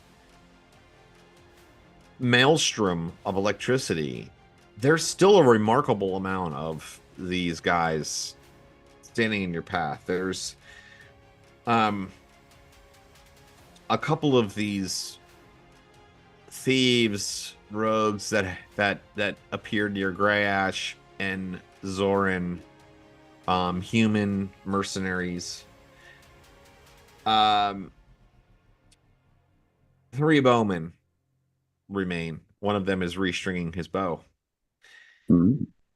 The brother of the brother and sister combination of drow fighters, the master of the spiders, who has drawn out 2 weapons now. He has a long sword in one hand, a battle axe in the other hand. He's wearing plate mail, and he looks like he's getting ready to step into the arena of melee. You've got the drow woman up top, who is currently held and punctured, a bit like a porcupine, but she's still alive. And the wizard, who appears to have an improved invisibility spell that is casting spells down at you. And of course, there is a swarm of bats attacking Roland incessantly. About me. Yeah. Picking me up. Yeah, they're still there too. As I pull one out my hair, crush it very instantly. Yeah. I really wanted to cast the chain lightning on the woman, but because of the whole cave situation, it wouldn't have worked out. Oh, and also there's a band of 5 berserkers. Oh who yeah, I have forgot now about them. made it around and halfway up the hill, and at the end of this round will actually be able to attack the woman. So she's in That'll go trouble. well. Yeah, the one that ambushed me is visible now, right? Oh, yeah. Roland. Yeah. Roland was once tortured by a gnome. That somehow doesn't surprise me. Didn't know to say that. So what do you want to do then here? We'll start with you again, Amanda. What is Zoryn going to do?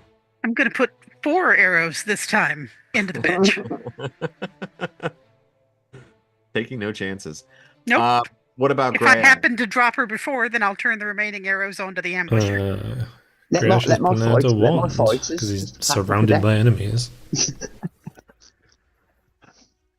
Actually, that is a Grey good Ash point. is surrounded by him. Okay, let's go back to Zoryn then, Amanda. What are you doing? The one that ambushed me, is that a drow as well? Or is that a Nope. human?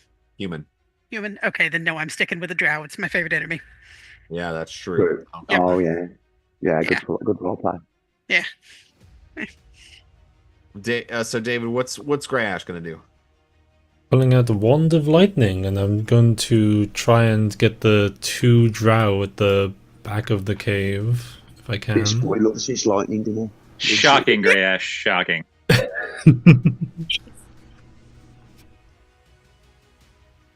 You might. As be long able- as we'll see what happens. It might be with just one. Let's see what happens if you win initiative. You can probably do it. Yeah. If not, they'll probably be out of position by the time that you get to there. And what about Roland? Is that dragon still alive? There is the one drow is still alive, the brother, who seems very intent on avenging the death of his sister to the hands of a rodent like human on this. Well, I want to try and pull a posh move then. I like rear my horse to act as like a shield, but I actually drop down off the back of the horse really low into the water. And when, like, as he comes in, I'm gonna like fucking come round the horse and side attack him and go like fucking. That's my descriptive attack. Awesome. What about Tukdren?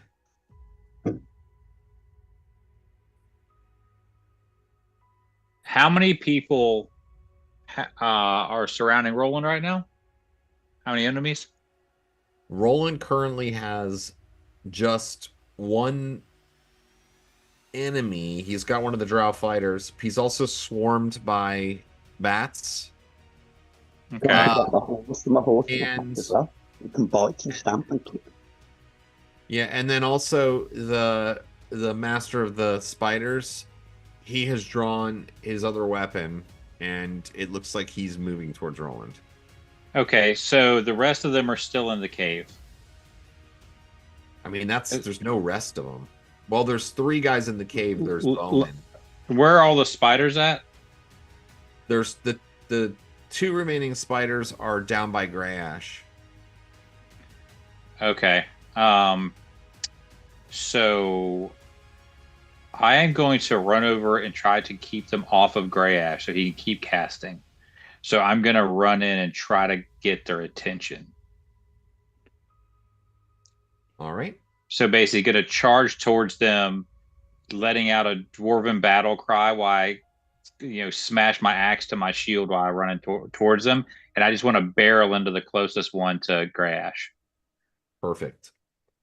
So basically just charge into him. Dom did too well on the initiative last time, and I'm really disappointed in that. I think I'm gonna. Let's let David roll. We'll let David. I got a good feeling David's gonna roll poorly. Right? D10. I believe in you, David. I've prepared my horse attacks as well. 4. Right. Well, Acceptable. Not bad. I'll take it. Horse really good. Good to know. 4, yes. All right. Now you're just pissing me off, you guys. You can't be that optimistic about it. I gotta like. We love you, Rob. On toast. I'm trying some new dice. I don't even know if I've ever used these dice, so we're. Then they cannot be trusted. Maybe you're right. You have to harmonise dice by keeping them on you in your left pocket for a better win. All right, so you rolled a 4, is that right? Mm-hmm. 5, 6. Maybe 6. It says the lightning bolt in the wand says this function uses 2 charges and there's an initiative modifier of +2. So I don't know if that means +2 above base or +2. Well, 2 base. So be 5 or 2. I would 5? say 2. I think it's 2. I don't think it's +2 additional. It would say +2 additional. Yeah, just as initiative modifier of +2. So I guess. So that would make it 6. Oh yeah, that's slower then. Yeah. Yeah. Okay. So 6. So 5. 6. Yeah, 6. I guess so. 5. Well, I mean, I guess using a magical device, you can't really do anything to make it go faster. Kind of similar to like spells. I sort of feel. Well, it doesn't really matter. Just go out ahead. You're first. You're before 6, so that's what matters. Okay. Yeah. Oh. Okay, then I try to do a bolt that's something like get but I want to get from the flute guy to the woman guy, And if I can happenstance get an archer, I will, but if I can't, I don't care. That's my plan. Let's see here. You could get a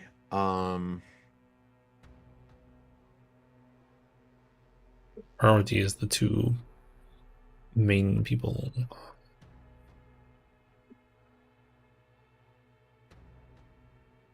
Yeah, I mean, you can get the two main people. You can always get two. Yeah.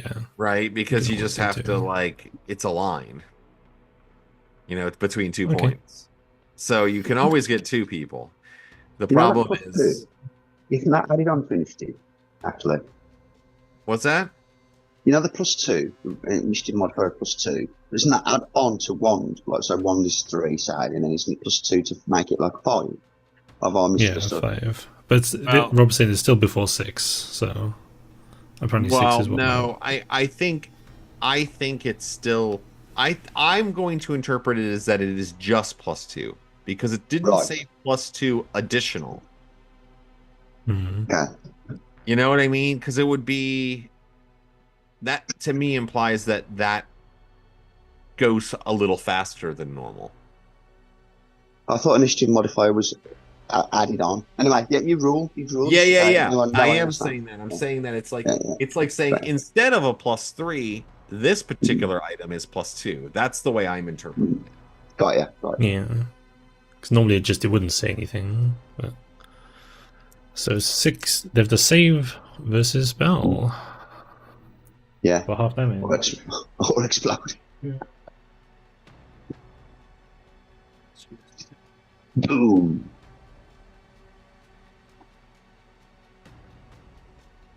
Only 19. Very low roll.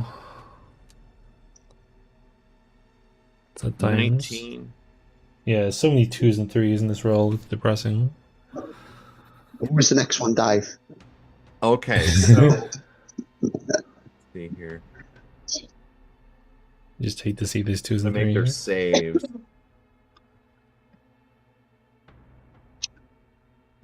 Okay. These 2 charges. Boom, shakala. So you said 19. My fucking boomstick.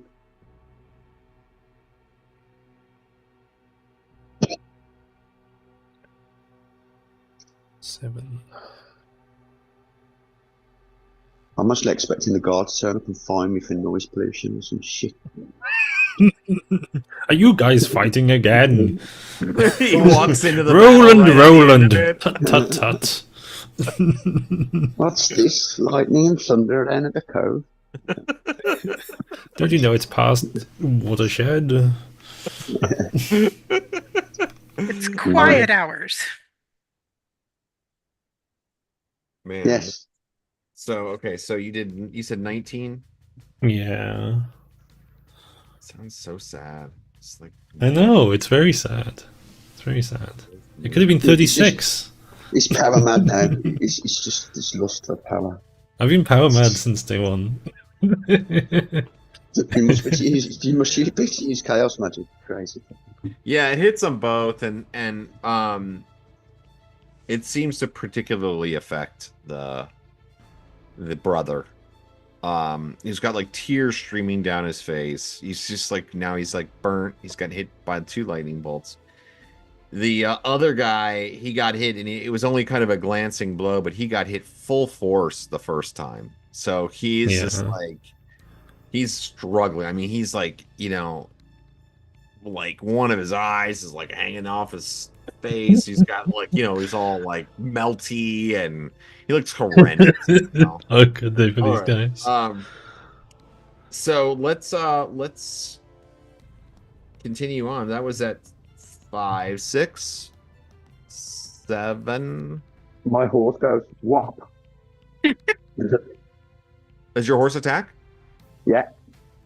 All right. And misses 7.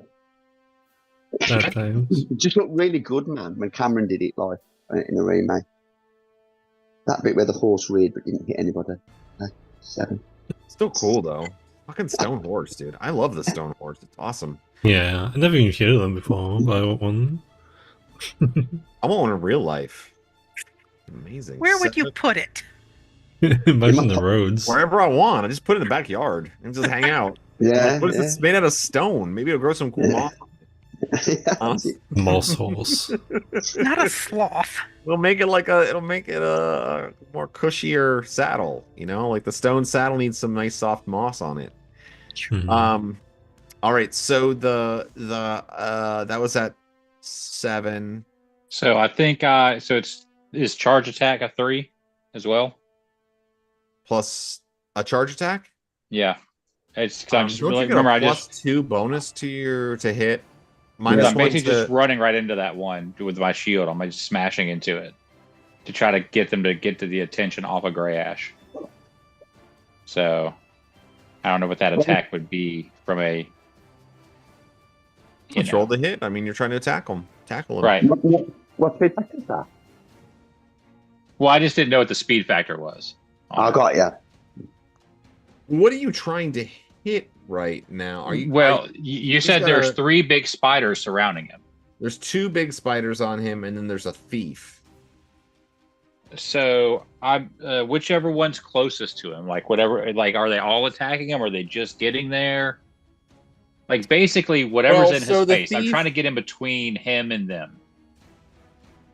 Well, they're all kind of surrounding him. So like the 2 spiders dropped from the right, down. It kind of came on, and then the thief was invisible and sort of appeared at his back, but missed. So that guy. Okay. So I'm gonna smash into the thief. Okay. We'll go ahead. Smash away. He's just wearing leather armor. I rolled a 9, so actually he's not wearing any armor. Oh well. I should hit him then. 9, 8, 10, 11. Oh yeah. Come on, bro. Yeah, I hit him. I thought you were. Yeah, I hit him. Well, I mean, he's a thief. He could have had some +4 leather with a 4 dex bonus or something. He's a thief with it was invisible. So damage on that is just it's charging. Is it like the doubled? So like 2d4 plus strength kind of situation because of the shield, or how are we doing that? Let's see here. Shield is the shield D4 or D3? Do you know off the top of your head? I think it depends on the size of the shield. I'm just using a medium shield, so it could be D3. We'll go D3. That's cool. On a shield punch, it's D3. Yeah, the damage is not like super important, so D3. No, it's not. I mean, this is just more of a narrative thing, really. I mean, I know you're doing damage, but 5. Let's see. Your shield plus adds on to damage, though, bro. Your shield plus. So 11 damage. Jesus Christ, dude, that's great. Because you get +2 to hit, right? But no bonus to damage for their charge. So 11. Oh, that's the extra D6. So 11, or the extra D3. So 11 damage. Like I said, it's more narrative than anything. But yeah, basically, I just want to I'm like yelling. I just run right into this thief, and I want to kind of interpose myself between him and Grey Ash, while also getting the attention of anything attacking Grey Ash, basically. Sounds good. Or that's the attempt.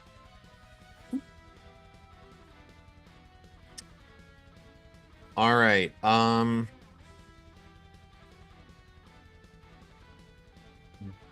You smash into him, and let's see here. I mean, that's you get it's a shield bash, and you bowl him over. I mean, you just knock him over. He goes prone to the ground. He's sort of scrabbling back. I mean, it's like an experience. You can tell you're fighting someone who's got some level of experience. So like, he's not like, whoa, but he falls down and he's like scrabbling back, and he's got his sword and he's trying to, still defend himself. But mission accomplished on that. So that was at 7. Am I right? Somewhere around there. Yeah. 7. 7. Waiting for 8. 8. Me. Missile magic, whatever. Magic first, innit? Anybody got magic? I'm a shoot the bitch. Magic missile melee. So yeah. Missile. Unless somebody's got magic, I'm a shoot a bitch. Shooter. Go for it, man. That. Okay, so AC negative 15. You hit Not God. you. You hit Love to God. hear it. You can't roll higher than a 7, and you're like, I see negative 15. It's a drow. I can't do this against anybody else. And a whopping 6 more points of arrow. Oh, that's a disappointment. Yay. After I should just make fun of you now, mock you for doing your AC negative 15. That's okay. I've got 3 more arrows coming at the end of this. So I know. All right, so the arrow goes flying across the field. And then Roland. Yeah. My sword. 320. 17. Oh, So that's low. 17, 27. Yeah, similar. Mine's eons. So yeah, I think one-handed D8. 6 plus 16. So that's what 22. Hopefully running through. 22 damage. Yep, well, your hopes are granted as you do run him through. He goes falling to the ground. You're still on horseback? No, I dropped off my horse. Didn't I? You said I could free dismount and dropped to the back of it, snuck round, and snuck round, stepped round and stabbed him. Okay. That's happened in my mind.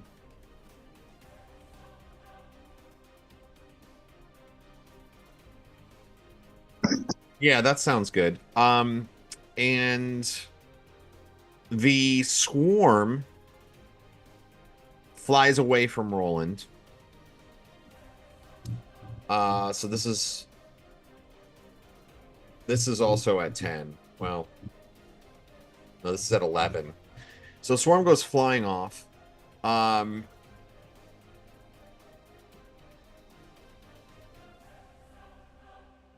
Yeah, maybe Gray, David. I kind of agree with you on that. We might consider that going forward. Now there's so many attacks happening.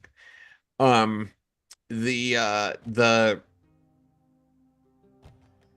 bats go flying off of Roland and the area, and they just go swooping over and down onto Zoryn as he's firing arrows. And take 6 points of damage. Okay. And you're in the swarm. Okay. So is the thief, if that makes you feel any better. Maybe slightly. Do they take 6 points of damage? They do. Let's go. Cool. Yeah, the person who casts this cares very little about that minion. All right, and so that was then Run up to the mage. The guy with the 2 swords, he moves over towards Roland, and he kind of like, he kind of moves his head back and forth, and he rolls his shoulder back, and he says something to Roland in the drow language. I don't think Zoryn's close enough to hear this, but he says something, and he raises a sword to Roland, and then goes swooping in with his dual weapons. Don't forget, I'm in water now. Low in water. All right. So that's what I'm talking about. A 17 and a 20. New dice, bitches. All right, so I don't like these dice. Oh, No. I love these dice. No, those dice are going to disappear when we meet up tomorrow. Which Oh, dice are they? Yes, they are. It's not that much.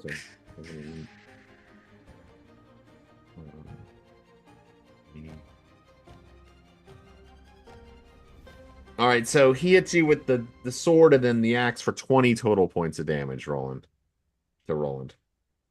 Slightly disappointing on the damage dice, but still I hit. I'm just happy to What? Okay. Mhm. 20 how much? 20. Oh. 20 damage. 20 total. 20 total. Okay. 20 And a total. 3 from before. Got you. The thief scrabbles to his feet, the one that got knocked over. The other one, who is now in the bats, goes running off. Oh, good. He goes running off. Hmm.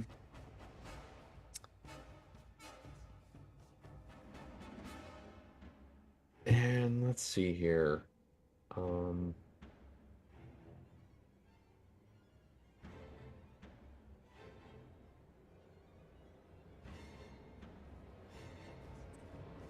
Fighters are looked at. There's the bowman. Let's see.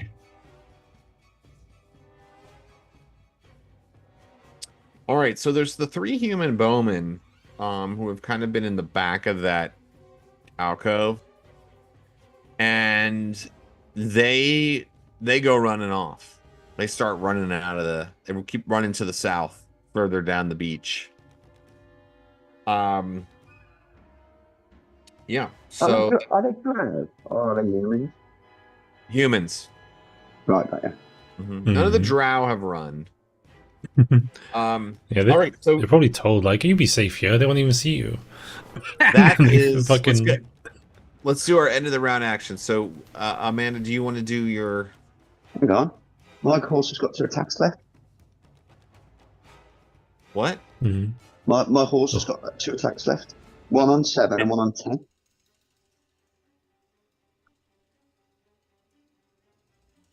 One Let's on get 3 7 attacks and around. 1 on 10. Okay, well, we passed 7 and 10 a long time ago, so just go ahead and make those attacks then. It gets 3 attacks around at +3 intervals. What's a medium creature? +3 into it's +3. Yeah. Why isn't it 3 intervals? Because it does bite, stamp, and kick. It doesn't do them all at the same time, like a thing, does it? I don't know. What you when I do monster attacks, it's like claw, bite. I do it all the same. Okay, so you should have had 3 usually it's all attacks. of the same. Okay, so it should have had 3 attacks on that time. Okay, so it should have 2 more. 19, which is AC, that's 0, and a 6, which is a definite miss. Okay, well, the AC 0 hits. That was the second attack when it starts at D8. It's D8, D8, D3. So it's D8. 8? Fucking hell. Kicked by a horse. Yeah. Fucking 8. Have that. Yeah. All right, well, D8. dude, you know what? I'm going to give you this one. Describe your horse's kill. What? Yeah. This guy... He had 6 hit points left. That's So, amazing. okay. It rears up. The guy steps back. Like, trips slightly as the horse bears over him, and it just crushes him underneath him. And the foot comes down like on his neck, just like crushes him. You just see like an eruption of like sand. And it's just crushed into the sand, just like splat. That's it. Game over. Kitschy. He raised his sword and challenged to Roland, and was summarily stomped to death by Roland's horse. What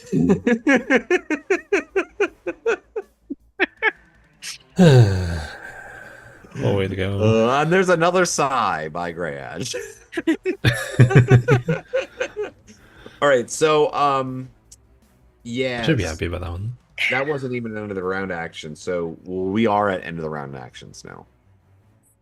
3 more into the bitch. Let's see here. Oh, okay. One of those did not hit, but the other 2 definitely did. And Do the bats affect this? I'm gonna be annoying. do the bats cause me any no? No. Okay. Alrighty then. So 8 plus 5 is 13, 14, 15, 16, 17, 19 points total between 2 of the 3 arrows. All right, she's still alive. Damn. She's hating her life though. Yeah. She's just standing there. She's been watching all of this going on. I know. Like, It's my like Tear running down her face, worse. probably. Could you imagine that shit? That would be horrible. If You know, not my for the wife- fact that I would actually be worse at it, I would just walk up to her and poke her with an arrow. Yeah. But I would actually be worse at it. So, no. My Vikings are going to cleave in there. I've got 5 of them. Would you be worse at it? You Yeah. can't miss in melee with a held person, right? True. True. Oh well. But if it was in melee, I wouldn't get the ridiculous quantity of attacks per round. Fair. It's all good. Yeah. Yeah, tap, tap, done. All right, so that was yours. What about Roland? Does oh god, you know what? We forgot about something. The round actions. Oh, the dude. Not what- in the The fight- round actions. The guys. The berserkers. Berserker! Oh yeah, those guys. Mm-hmm. In Not the name berserkers. of Telja, we bring our doom! They're screaming as they run up these ice barbarians, and they just go and rip this woman apart. I mean, she has 4 hit points left, and 5 4th level ice barbarian berserkers. 5d8. What? It's 5d8, that'd be, wouldn't it? 5 automatic hits. Yeah. So Destroyed. yeah, ribbons. they just tear her to pieces. That's fine. As long as she's dead, I don't care who.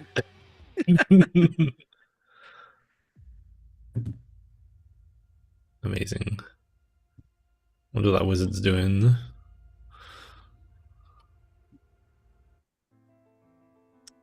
Yeah, you wonder, huh? I wish I knew where he was. What's the radius of dispel magic? What's the radius of dispel magic? 30 cubic feet. Those normal feet. It takes you a little bit of time, but you eventually put down the 2 remaining spiders. Which, were still harassing Grayash.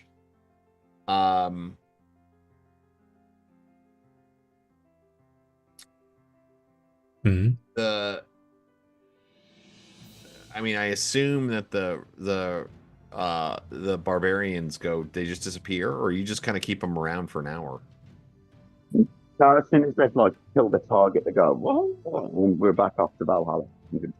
Okay, Do they? that sounds great. Okay. I think we're to do. So I'm not Are commanding. we them to rounding attack off the us, innit? combat? I'm not attacking with anything else, so it's best just get rid of him. There's no other enemies. What happened to the flute guy? He's dead. He just got Oh. killed by the horse. Did the Oh, they wizard got run killed with away? horse. Yeah. Okay. Did the wizard run away?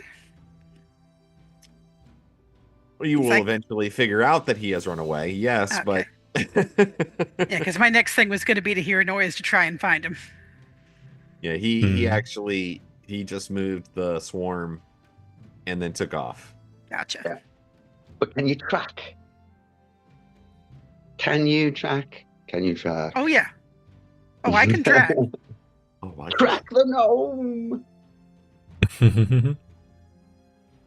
Well, So I look worried. we're still alive. What the fuck was all this about? Who are these people? Drag the dead into a pile, for the beach. And have a look at them. Yeah, I loot the bitch. Gather up all the loot. Yes. Okay, yeah, there's a lot of stuff. The new PDF images. Okay, so there is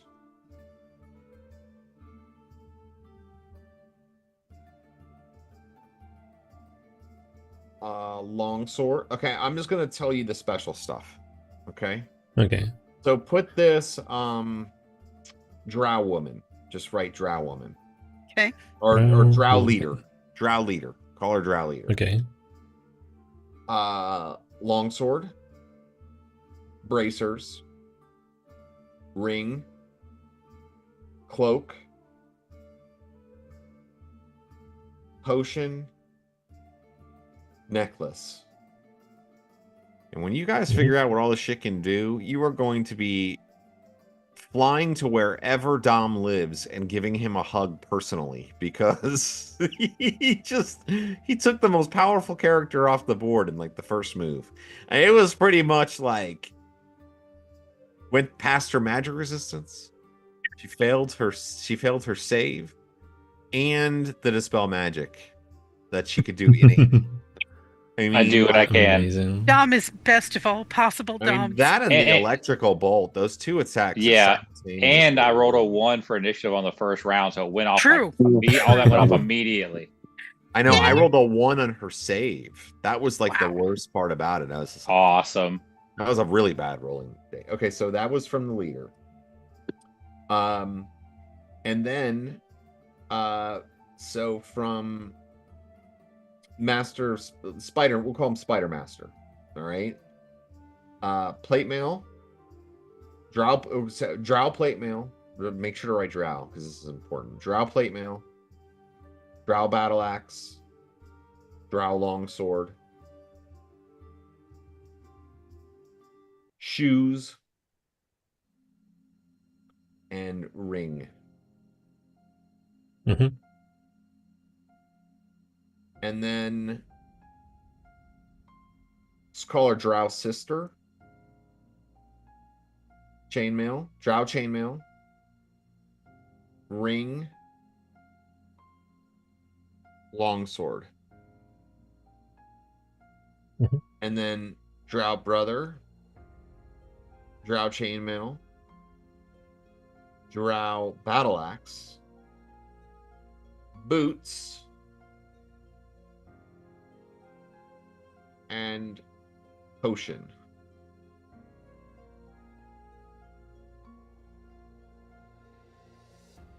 Yeah. Okay. Damn. It's nice to not be in charge of identifying things this time around. I'm glad I wasn't plagued to death. All right. So,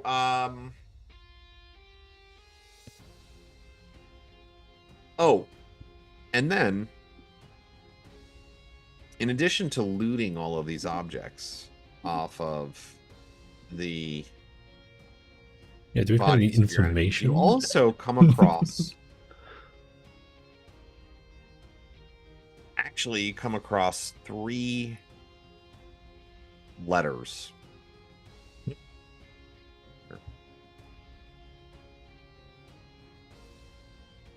Okay.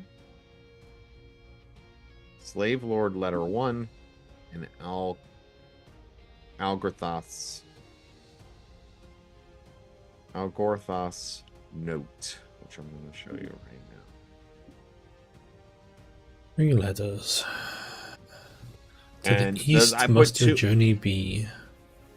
Seek out your foes in the southernmost reaches of Sterich. So it is by the all-knowing mind of Algorths the Seer.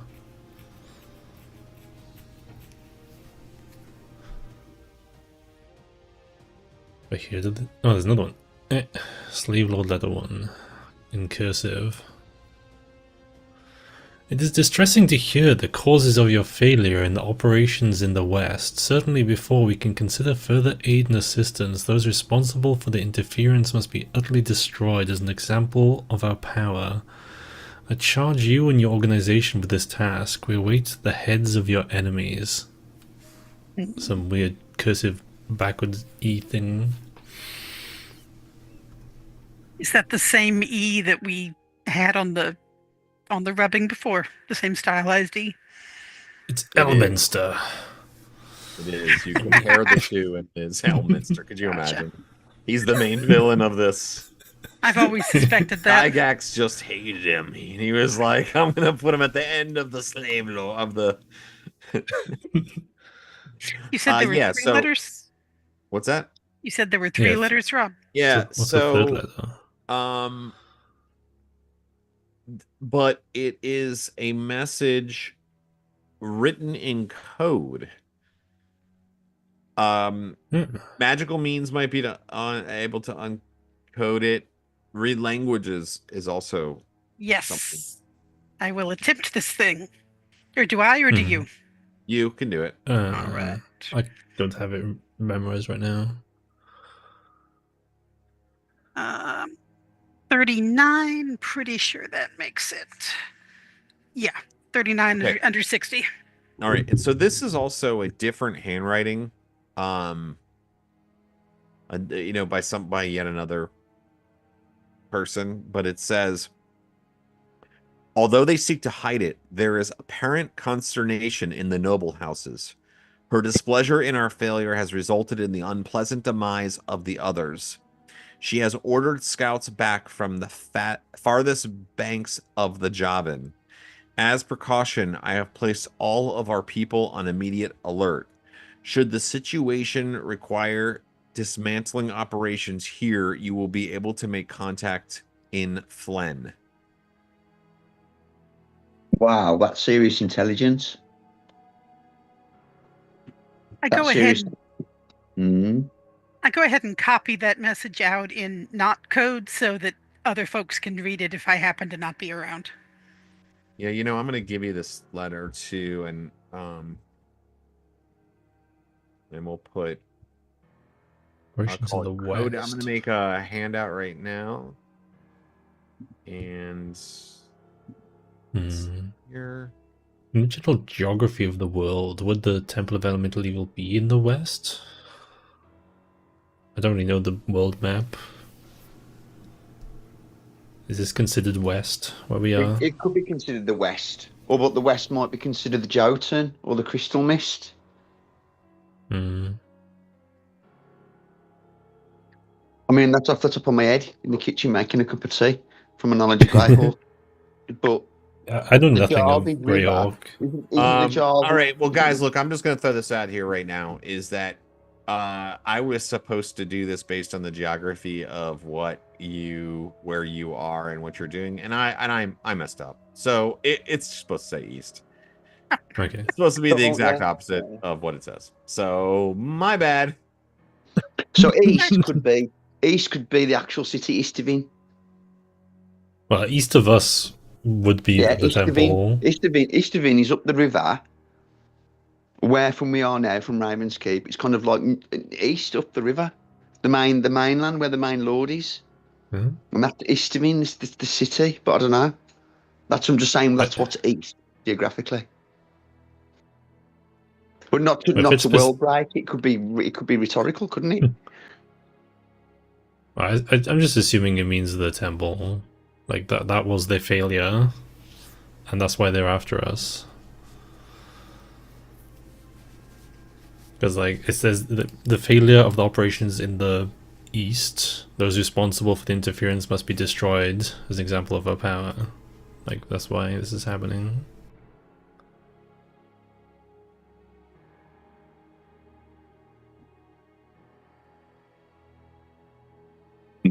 More clues, basically. Yeah, coded note 1. I just put it in there as well.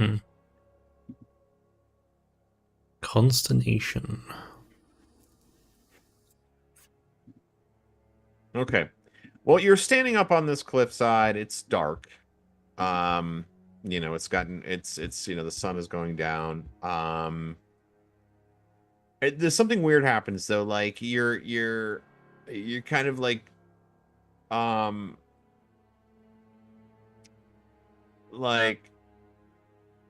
you're joining back together, and you're gathering everything, and you kind of come back down to where like the beach and the we're kind of split off. One went up and then the other one went down. You kind of like you're just all gathering back together, and you can see further to the north, like going back towards the town, that like the people who had like run away from the scene, like when you guys showed up and stuff started happening, like like there was people just like there for the sunset, and we're just like enjoying the spot, and they had kind of like run. But instead of like running away, they all kind of like congregated and it seems as though they might have like watched what was happening, because like as you kind of like come back and you sort of see them, they sort of like see you, there's like a kind of like a smattering of applause like amongst like the gathered group of Street cred maybe rep. like 15 people. Some people, not everybody gathered here, but like maybe there's like a 12 or 15 people left, and they're like, there's a kind of a smattering of applause, and so If I recognize any of the you hear people someone from yell, "All some of hail the like, Lord Roland Ravensblood, our new lord!" And you hear a couple of people go, "Huzzah!" A couple. Yeah, I strut around on my horse and salute a bit.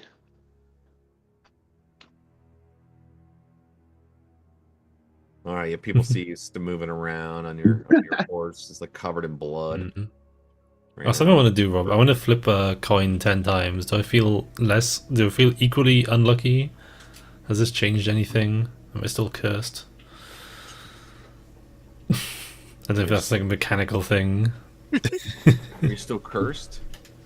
Yeah, because it's like unlucky, so I've been like flipping a coin now and again, like calling heads and seeing if how it's doing. Because like you're saying, like misfortunate things happening. I don't know if that's like directly on me or just like. Like you say that to yourself. You like flip a coin, and then you go and you flip the coin the last time, and you're normally like you're kind of like into it, but then you get like momentarily like distracted, and you have to like reach out to like grab the coin, and like kind of like bangs Grash kind of like bangs his hand into like the side of like the where it's like going up, like where the cliff side is going up. He just kind of like just like it doesn't do any damage or anything like that, but he just like bangs his hand, he catches the coin, like bangs his hand, it just kind of hurts. I frown. This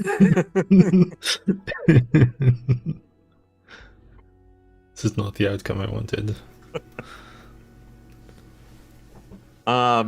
Look, I gotta take a piss, but you guys up for playing a little bit more? I mean, I know it's like we normally would quit in a half an hour from now, but I gotta take a quick break, but I'd be up for playing a bit more if you guys are. I'm fine with that. Sure. All right, let's take a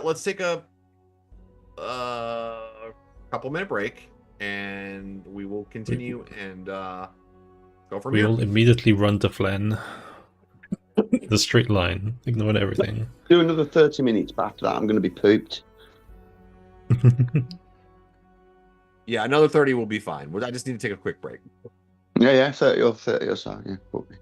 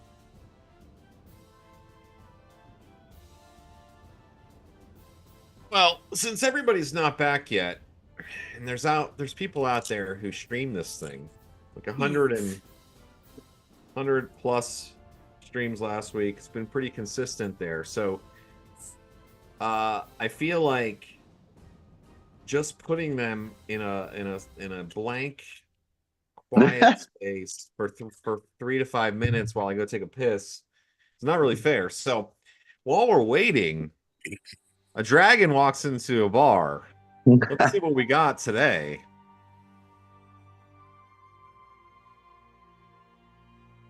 Why shouldn't you hire a halfling to be your chef? The stakes are just too high.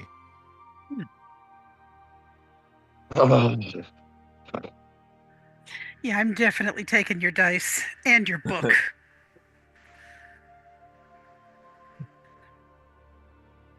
Next, Padumtish, I'm loving it. Go for it, Bob. Okay, yeah, let's see. Let's see here.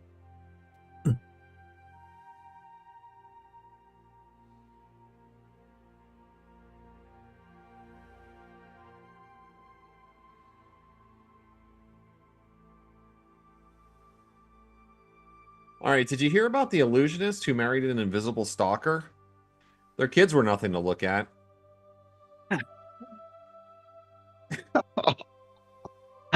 Oh. So why did the gnomes lose their mining contract? They were totally dwarfed by the competition. Wah, wah, wah. Is everybody back yet? Why wouldn't the child talk to the archer? I don't know, Rob. She had been warned of ranger danger. Ah, I'm back. Dom, please tell me you're back. Why was the bard angry at the rogue who entered his talent contest? He really stole the show. ah.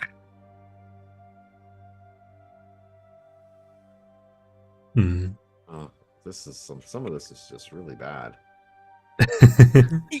That would imply that some of it isn't. Why do you get so sweaty when a ton of rats are around?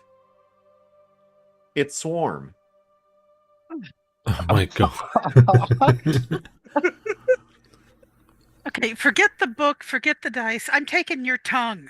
Look, you have nobody to blame right now except for Dom. As soon as everybody's back, we'll stop reading the book.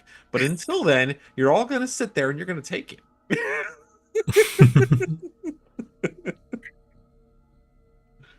Where do all the shapeshifters hang out in the mall? The changeling rooms. Ah, this is causing psychic damage. What do you call a shocked undead? Aghast. I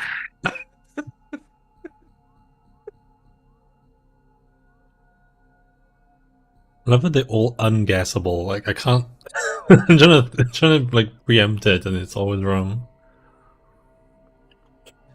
Let's see here. Why am I afraid that Dom has been back all this time and is just sitting quietly laughing at our pain? He literally could be. It could be.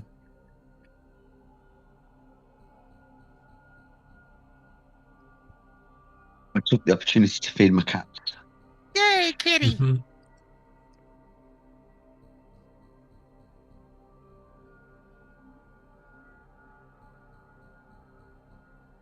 What do you call a Yeti with a six-pack?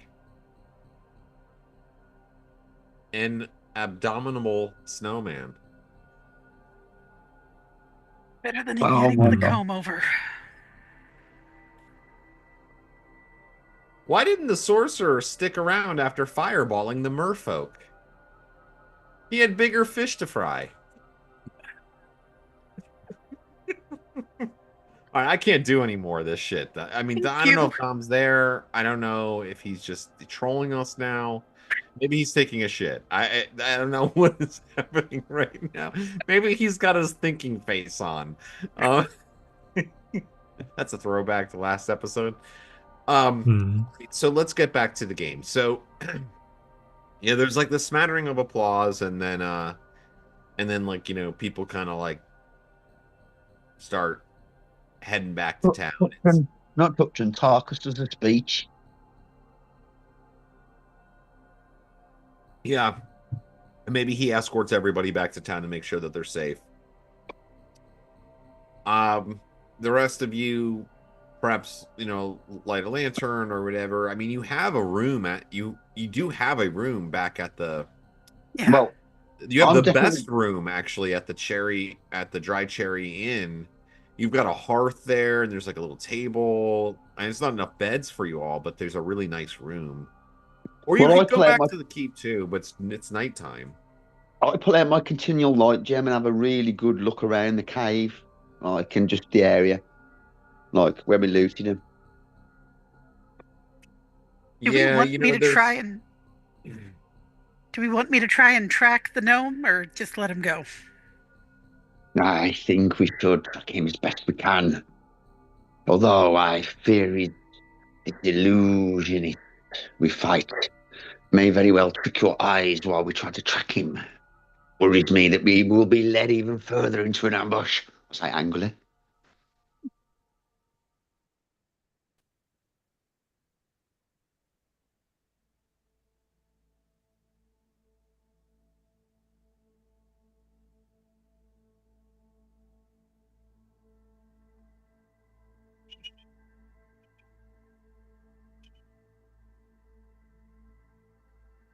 You all sit there listening to the crickets. Well, yeah, I wonder what happened then. You're I all was like, like, my jam about as the the sun queen. has set, like all the mosquitoes have started coming out. It's like spring. You're right on the side of the water, like of the river's edge. So you're getting like bit by mosquitoes. You're also covered in like gore and stuff. So you're like attracting like bugs and everything. And Tarkas is left. He's probably already taking a shower. I mean, Your all of you DM are would make standing around mosquitoes take staring at stone each other. skin charges. I'm just going to splash myself up in the water then, a bit of the gore, like, and clean my horse Yeah. off a bit. Yeah, Hmm. I'll clean up in the river too. All right. We can't really speak with that Tukdren, can we? We can only role play. So Hmm. I don't know what to think. I know. Do I know? Did I see a gnome, or did only Zoryn see the gnome? Who saw the gnome? I don't want to manipulate. Only Zoryn. Only Zoryn. A gnome, you say? I was once accosted by a gnome as a prisoner of war. They're the most wicked, yet most joyful of race of people. Unusual. A bad gnome is really bad, I'll say. Well, this one was definitely not friendly. He emits Hmm. bats. The illusionist, probably. Very likely. Hmm. He was strong enough that casting spells didn't break his invisibility.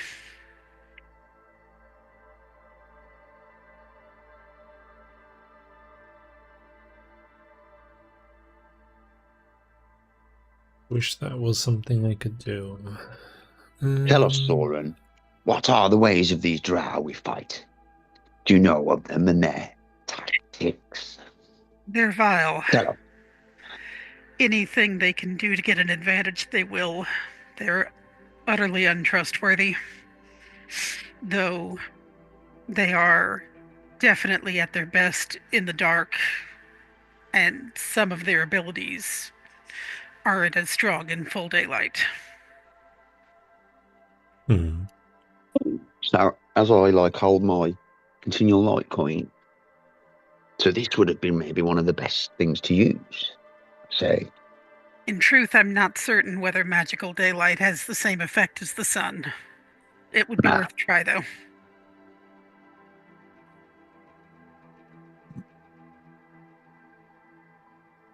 really, I must get a pavilion set up here and pay for some labourers. Get a little statue up or something, because people seem to like it here. Yeah, I could make this where The workers can come after a hard day and relax. Yes, I must look into it, I think, to myself. And he like, he's doing this. He's like, motioning his arms around, and he's like saying this. He's looking around and stuff, and he's envisioning all these things. Meanwhile, where he's looking and pointing to, there's like, it's like a giant dead spider there. There's like another guy who's been ripped apart by a lightning bolt, like over here. There's like literally like a skull that's being picked apart by a crab. What, like in another spot that he points to. A fine place indeed. I must call a gypsy cleanup crew. This would be an excellent bait down in the crawfishing.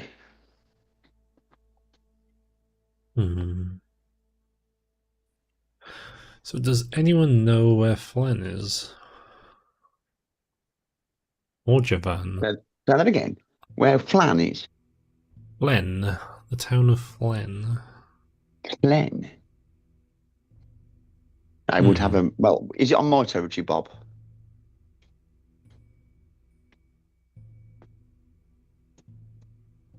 Let's see here. I assume it's somewhere near the River Javan. I'm not looking at a map, but I think Javan goes from the Keep up to Steech. Not Steech, Istavin. And Istavin's a hotbed for activity. With war and civil war and stuff. What's happened there? So, Flen is a sort of a region in Kaeland. Kaeland is the Kingdom of Kaeland. Starich is a vassal state. I don't have a ton of information except for to say that it's on the western border of the Kingdom of Kaeland. And why don't we see if we can get our map up here, and maybe we can... Yeah, I'll share the map. I can sit at my main computer and my wife's gone to bed. God, my wife watches so much CSI stuff, American and crime stuff. It's unbelievable.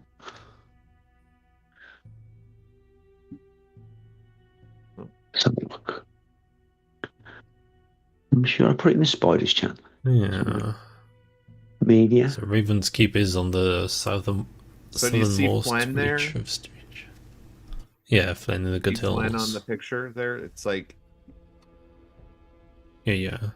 By the Good Hills. It's on the other side of the river from Istavin. I see it, yeah, Flen. I see it, yeah, on the Javan, which runs north to south from the Dalish, or the Daish. So the Daish runs up to Istavin, then joins the Javan, which goes north to south, and is a major tributary. Flen lies on the other side, at the bottom of the Good Hills, which is quite a range of hills there. But you've also, the Javan goes up and passes Stark Mounds on the left and hits Rushmore. So it's proper connected fucking clue, that is. So yeah, they've pulled the scouts back to the Javan River. They've got a contact in Flen. So maybe... That's quite... This needs to be taken to the Lord. Like, of Istavin. The level 14 boss or whatever. All right, real quick. All of this is happening after you've gotten back to your room at the Dry Cherry Inn. You've cleaned yourself up and everything like that. Because you're in the dark. Like, are you like examining these notes and pulling out maps? Yeah, just, like, I'm happy to move soon, Bob. You know what I mean? Just so and reopen. Yeah. I mean, you do, and you call in. Roland calls in. Sends a messenger to people from his keep to like clean up this area. It's that way that it's not like the site of a massacre that would terrify the locals, and sets up a perimeter. You have a few guards with you. I want to, Bob, while I'm in town, because I can't read or write. I asked Tarkus, Tukdren, or any of the characters that can read or write to help me just pay to set up a labourer list. I just want to hire like 100 labourers, really cheap, pennies. Put like a basic fucking foreman on them and just get him to clean up the area and give them some work. Really low paid, like work. No tax on it or anything like that. All right. They'll have nothing to do with the game, but may later come into play. Mhm. And like pay like a guy who's there, give him like fucking 20 gold or whatever. But I'm literally paying a half a silver a day, like real cheap, in case. So there's no reason to be unemployed. Yeah, and I mean it's not a bad position because it's a growing township. Holloboro is, and so like there is a there's like lacking of certain things, and any sort of like real services. Roland doesn't Yeah. believe in taxes. Nope. Because people won't pay them anyway. So Correct. like there's nobody cleaning, like you said, there's nobody really like cleaning the streets or whatever. So they'll do all the basic shit. And it'll be a floating workforce cycling. Like some people will leave, some people won't come back the next day. I'll just put a foreman in charge of it and ask Tarkus to help me. Tarkus said he doesn't mind doing. Is he Tarkus? Yeah. Tarkus said he didn't mind doing stuff like that in the background until he gets a proper temple. Because I don't have like courtly abilities, do I? But he's got tons. mhm. So, and run a treasury. But anyway, yeah. Apart from that, that's just something I want to do before I leave town. Like, when we're back at the keep or the inn, yeah. Got Tarkus's room, ain't we? Look at there. Yeah, so you're there, and the happy hour is long over, but this is the kind of place that like Now we have the desperate hour. yeah, well, yeah, and it's not like late. I mean, it's maybe 9 o'clock, so it's not that late by the time you kind of get cleaned up 9:30, and so you send down for the from the tavern, the innkeep, and he gets you some meats and some cheeses and a pitcher of ale and a bottle of wine and everything that you would need for a long night of planning and discussion. Salon Privé. Brilliant. I'll stoke up the fire a bit. It gets cold at night and damp. And pull the fur curtain like. No, just fucking push stuff off the table and bang all the evidences down. Not breaking stuff, but like clumsily, like push it aside. Stick all the stuff here and like put stuff down and look at the clues and stuff. Get the gem out again and hang it up. Did anybody else actually get hurt? Oh, I'm bleeding. Are you bleeding? Yeah. I've got like Maybe. 2 massive longsword gashes on me. One on my back and one on my leg. And I've got like back nibbles. Like on my face. And one's on my eyelid. Yeah, I'll heal you. So it doesn't bother me. I'll heal Roland. Yeah, that was a remarkable combination of very powerful magic. Yeah, because you're pretty. Yeah, you're very hurt. So No, Roland is not. He's got 23 damage. I think. yeah, but that's a lot. So whoa, 8, and 2, 18. That's the major wounds healed then, but there's still back nibbles. But you can see magically. How do you do it then? Is it like, what's the effect? Is the wound? So I basically lay my axe on you, more or less. Attacks? Dwarves don't fuck around, man. Yeah. I go as it hurts me to heal me. Yeah, basically.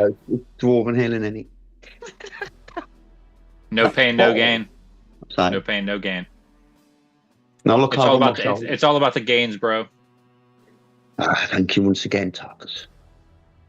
I said Tukdren, and I get confused with the T. Tukdren. I rub the wound. All the grades have their names start with T. Yes. Tarkus Lord. agrees. Tarkus nods. Roland Ravensblood begins with a T, doesn't it? There's T. The Roland's Ravenblood starts with a T. Yeah, so anyway, I'm down to 5 now to meta. 2 tiny wounds. I'll just like push them off. Yeah, nobody else got really banged up, right? Because I'm And then you down get 6, touched. but I can do without. Well, you get 3 back. Yay! You get no say in the matter. You will be healed nonetheless. When you gotta grind for XP, dude, that's the way to get it. True. Yeah, it's happy. Yeah. Yes, A little well, bit of that adds up over time. I mean, that's a part of the thing, you know. It's a Oh, part I'm of not I used to leveling for a scroll on the very long wand. I didn't get time. any spell XP. How much XP have you had so far? Because I'm on an encounter sheet, look, and I haven't written anything down on them. It's like, what did we get last couple of sessions? like 1,000 each or something like that.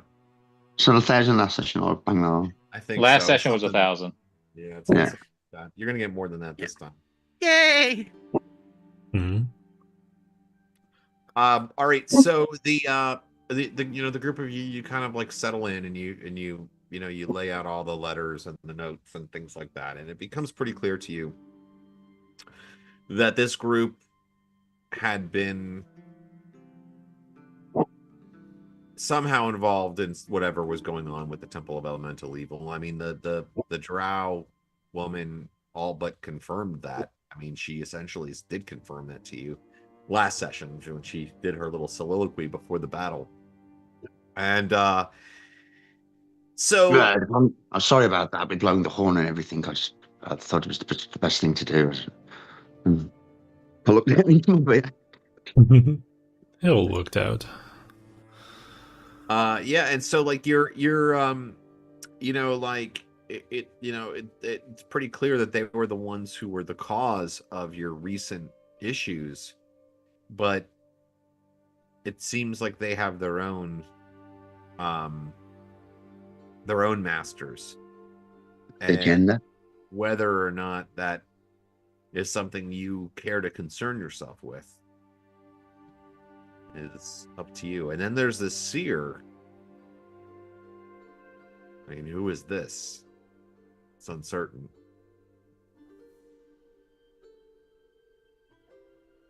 Out of game, not as Roland. I will have to start writing in a clue pile, like in bubble charts with arrows. We'll make a board with red string.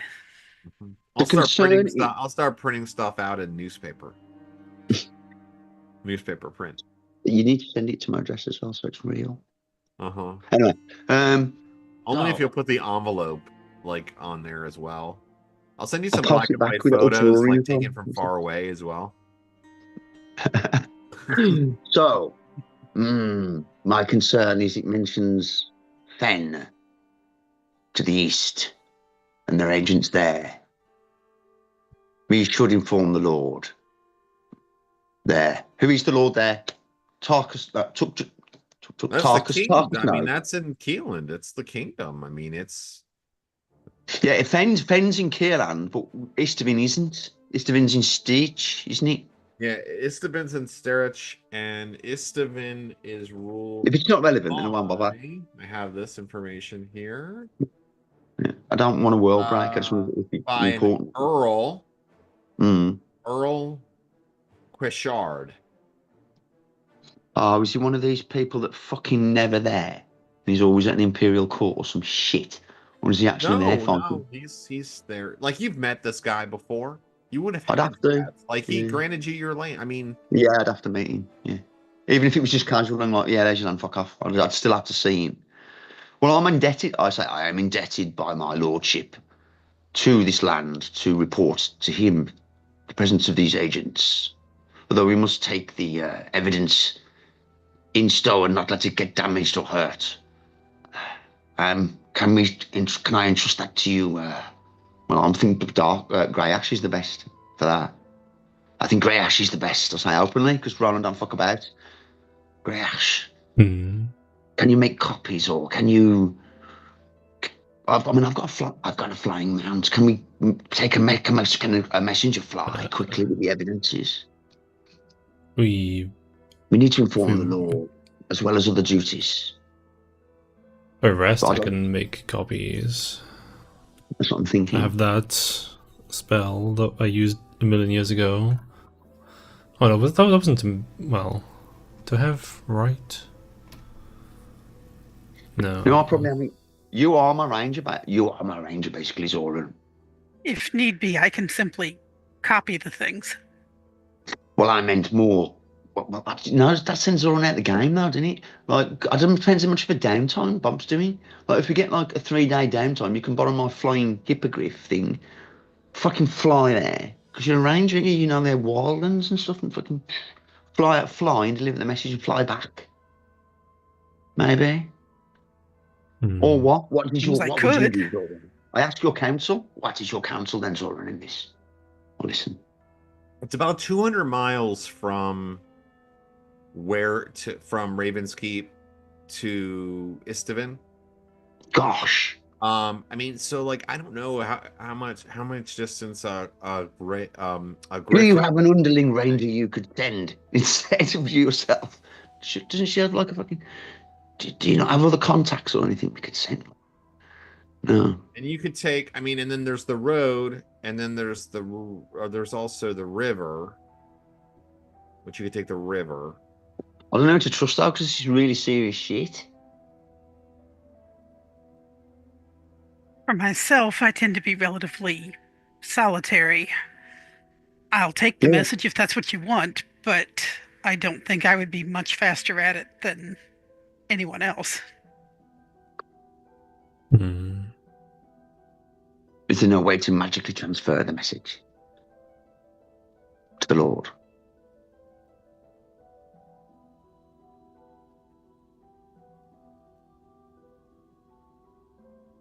I'm relying on the spellcasters. Does Gryash have spellcraft? Oh, hang on a minute. I've got an idea. No, well, I've got spellcraft. Gryash would certainly know that there are spells that you can communicate information over vast distances of space. Tukdren, stop meditating and listen to me a second. Tukdren. Hey, Tukdren. Listen. Tukdren? I'm listening. Do you not have holy missionaries that go between here and to the north? They are trustworthy. I would trust those rather than the gypsies or my own men. I would trust some of your people to honestly deliver this. Maybe you would have a contact or a merchant or something. We don't. Shit. The Brotherhood of Clangeddon does not have missionaries. We simply go where we need to go. But you have like people going on pilgrimage, don't you? We do not. I thought they came here to pilgrimage and then went up the river. No. No, they came here to hold on. So correct me if I'm not wrong. They came here simply because we built they're from the hills near here. Yeah. They have a settlement. Yeah, they're from the Crystalmist mountains. Right. The Jotun. Or the Jotun.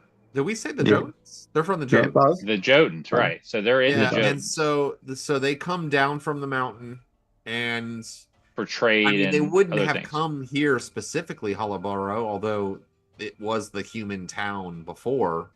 But once Roland Ravensblood set up Raven's Keep, and it was known that it was, they're friendly to dwarves. Tukdren, I mean, you're like his companion, and was one of the people. He was involved in the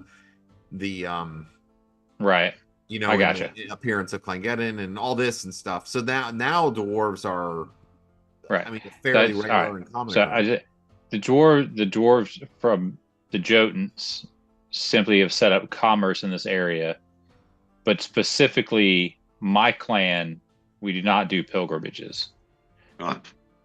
But if there's a mission of importance that needs to be undertaken, perhaps. Sorry, I was misunderstood. I thought they come down, start at the pilgrimage there, then go to the temple to check it out, and then come back again. But okay, so the dwarves are out then. So okay. some of them do go to the temple, but it's not a pilgrimage. So we're back to you then, Gryash. With your magic. But they may still be able to help. Really? What is the importance of this letter? It reveals the agents of the Drow are present. Well, the Drow are no friends of the dwarves. I can guarantee you there'd be interest.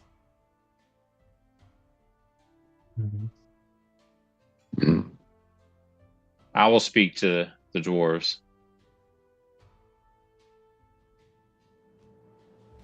The thing I could try doing is Claudians isn't the right thing though, is it? It's the wrong thing.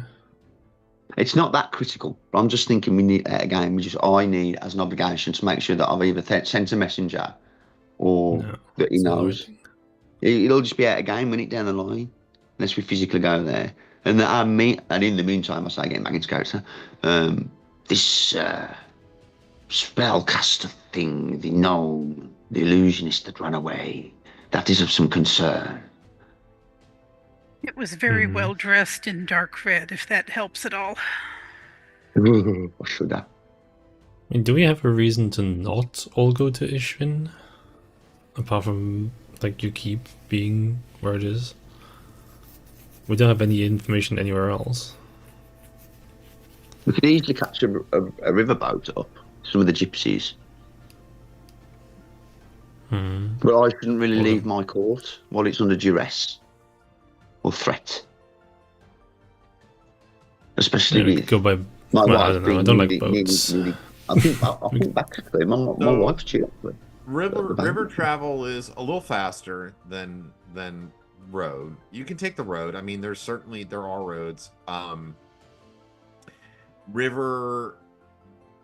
Any river trip you take is going to include a couple of stops. There's there's a few like river towns. And these are traders, so they're going to be going up and down the river. Like, there aren't pleasure cruises, it's like you're going to be going up the river with a my horse can pull a significant amount of weight and it never tires. So if we could strap up a carriage to it, all sit on the back, let my horse pull us and just take it in turns, like riding it, like, you know what I mean, like guiding it. If you wanted to do like an end-to-end coast USA kind of fucking drive through the night, not go to keep all share driving duties, that's a possibility that I can offer. I've got a flying mount. I mean, that would take you 3.5 days if you did that. Because that's nothing in Dungeons and Dragons times, though, is it? Traveling over land, It's 30 miles in a day, 60 miles if you could double the time by never stopping. Yeah, from the horse. So that would be, it's 200 miles, so it'd be 180 is 3 days, and then you'd have a 20 miles left over for the 4th day. So the players have to make some contribution now. I've offered 3 or 4 solutions. So I say we just caravan. That's my vote. Just caravan up there. It'll take time, but what are we gonna do? Sit here forever? So you're gonna go back to the keep? I'm worried. I don't want to leave the keep because my missus is pregnant and due. Like, there she blows. Like, level. Oh yeah. Well, you investigate a bit more, and it soon becomes. And I'm just gonna we're gonna kind of wrap up here, but I also sort of want to set you up for the next session as well. So we you spend the evening kind of discussing your future plans, and you eventually kind of all crash and get a night of sleep in Holloboro before heading back up to Raven's Keep the following morning. Your men that you let kind of go into town, they're definitely a little bit worse for wear. Sergeant Rolf and his brother Ivan, however, are not. And Ivan has requested an audience with Roland, at his earliest convenience once they've returned to the keep and settled in and things like that. And you all are able to go back to the keep. And you kind of start getting back involved in ordinary business, things that you had to, you kind of took a day, so you have some ordinary keep business and stuff like that. Same thing with Sergeant Rolf. Ivan, is eager to meet with Roland when he gets a chance, but this is going to give you an opportunity to spend a little bit of time to identify all those items. I'm sure you guys want to do that. So you spend a couple days before you're able to meet with Ivan, and you just have business that you have to attend to before you're able to kind of get back together and firmly discuss your next move. just your life gets pulled in. So here, I'm assuming Grey Ash goes and identifies all this shit. Yeah, I can buy some pearls. It's like 100 gold per pearl. How much pearls? Yeah, you can get pearls, especially river pearls. I mean, it's not that hard to get around here. Yeah. All right, so I'm just gonna go through this. So this is from the Drow leader. It's a longsword +2. Unfortunately, nothing else necessarily special about that. Bracers AC 4. Ooh. Drow leader. He didn't say longsword to drow leader. Longsword +1. No, +2 was it? 2. +2. Longsword +2. Bracers AC 4. Ring of Protection +1. Ring Prof 1. Cloak of Elven Kind. Ooh. Okay, Melvin. That's a juice. Yeah. Potion of Gaseous Form. Ooh. I often fight Grey Ash. Don't know if the potions, because I'm potion mad. Potion of gas. Yeah. Well, Such a good thing. And then a necklace of missiles. Oh, that's good. Oh. It's so good, dude. It has 4, 5, 6, 7, 8. It has 9 beads on it, and one is 8d6. Yeah, they blow up. Yeah, explosive things. 2 66,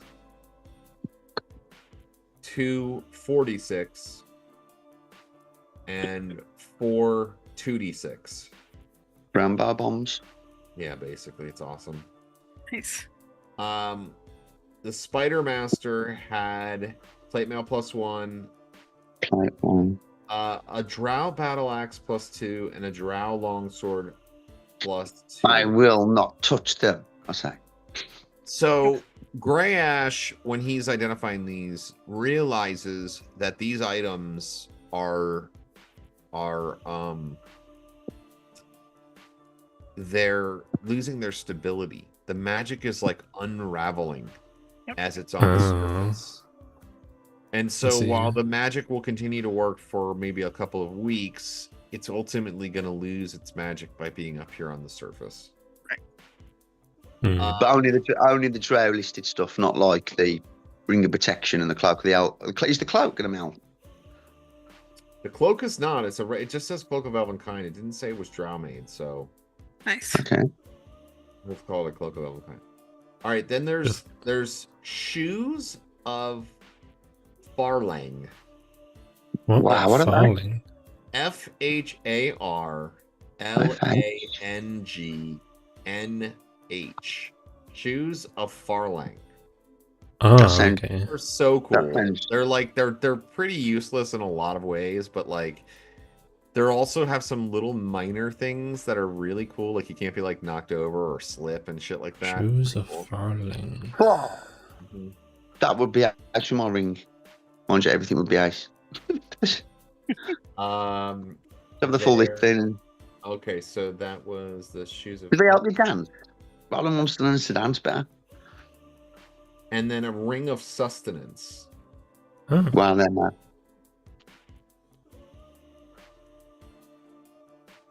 Okay.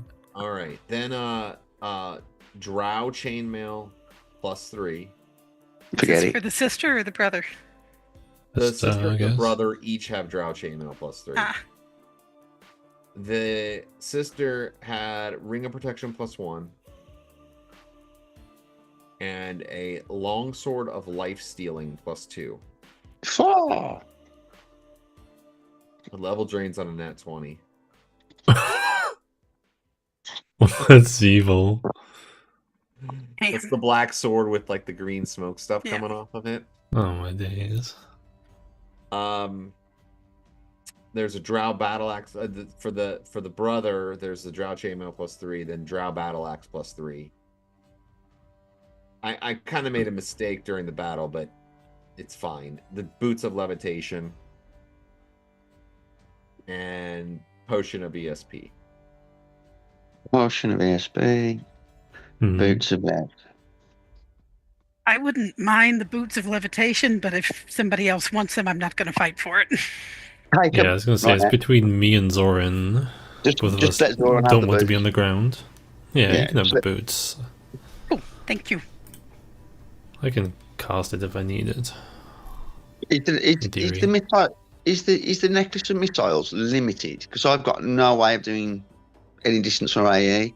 Like is that I only think anybody can use it. I'm pretty sure it doesn't require. It's on a class restriction.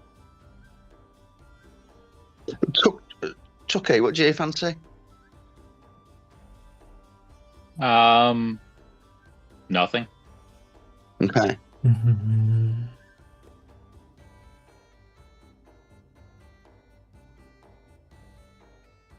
I like the shoes as well because they fit my overall general. You've already thing. got the ring of free movement, though. True. Probably double. Plus, I've got yeah. Okay. So that don't forget. Does Tarkas get anything as well? Even though he wasn't here. You should definitely have the potion of ESP. Yeah, the necklace of missiles is usable by any class. Did anyone follow the god of Farlang? I wouldn't mind that then. The necklace of missiles. If nobody minds. Fine by me. Does everybody already have a ring of protection other than me? Because if somebody else has one, if somebody else needs one, then we've got 2 here. I have I think one. in the sale pile, innit? I think everybody's got a ring of protection +1. Okay, I don't. So I'll take one of those then, please. Yeah, definitely. Grab it. Hmm. Right, so that's gone. Ring of protection +1. That's gone. Awesome. Is the Right. What size is the plate mail? Human.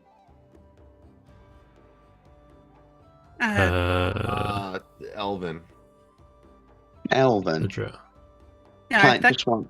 I thought the plate mail +1 was drow made, and therefore Yeah, would Drow unravel. plate mail +1. Yeah. It is, but it's Right, also cross that off. Elven size. That's gonna melt, innit? That's gonna melt. Well, Yeah. it'll just turn into non+1, right?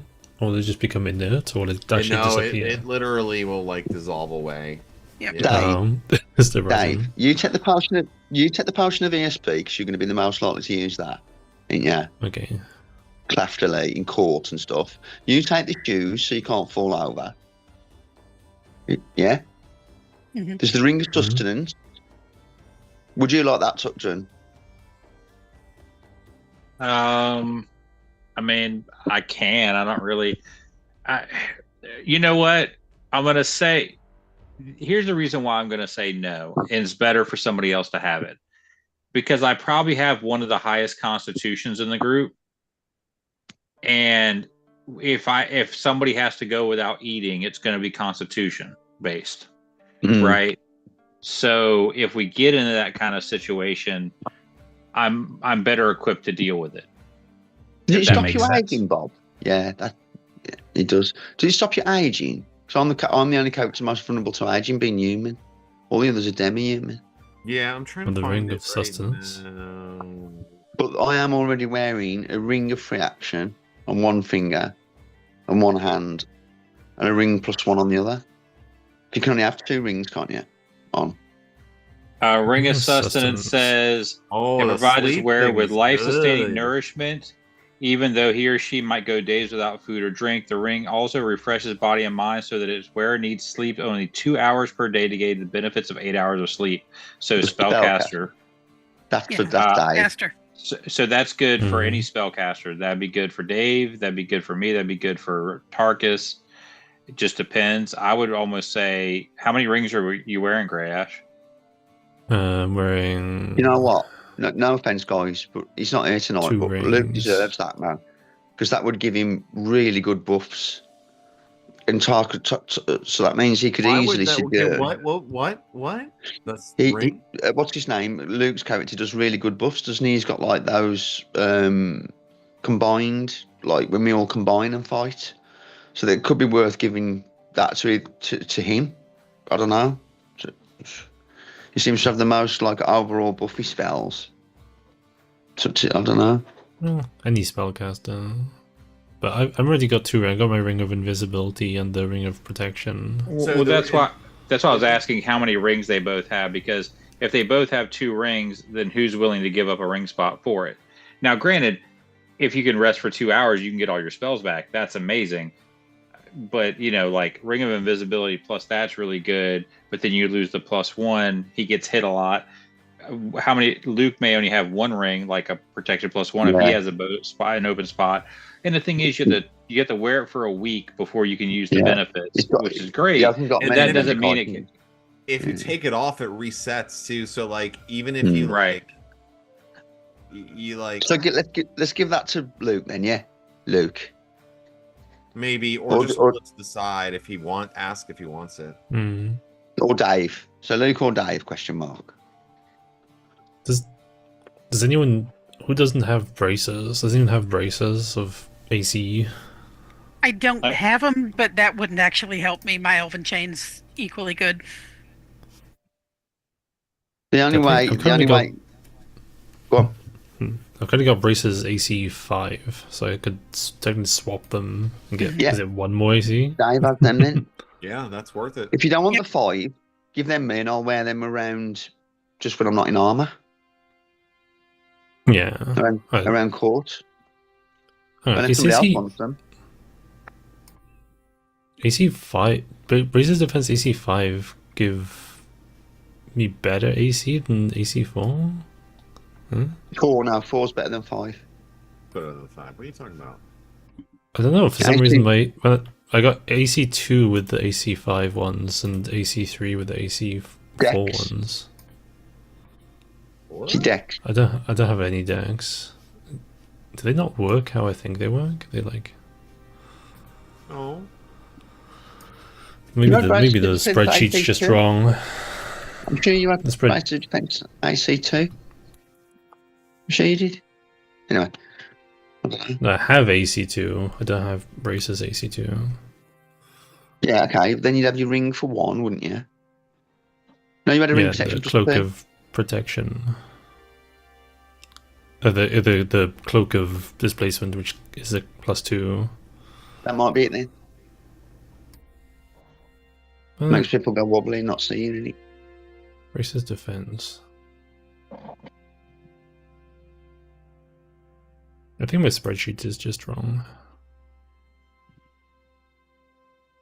All right, guys. Well, we've distributed that. Let's come to the end of the session.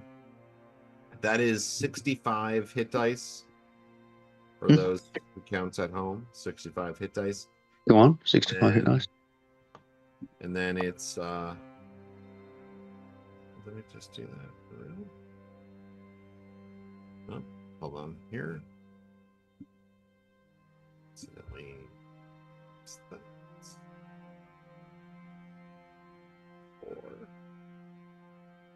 I'm gonna have to start Monty Halling, you know, to run the castle and shit. So I'm definitely gonna have to dungeon bash the fuck out of something and get loads of gold. All right, so it's 2,975 each. 2,975. And so we'll start next time. And you've had a couple days at the keep to identify the items, and you're all getting back together, and you're going to sort of discuss your future plans and finally meet with Sergeant Rolf's brother, Ivan, who has come from Istavan. Oh yeah, that'd be good. And supposedly has a message for the group of you from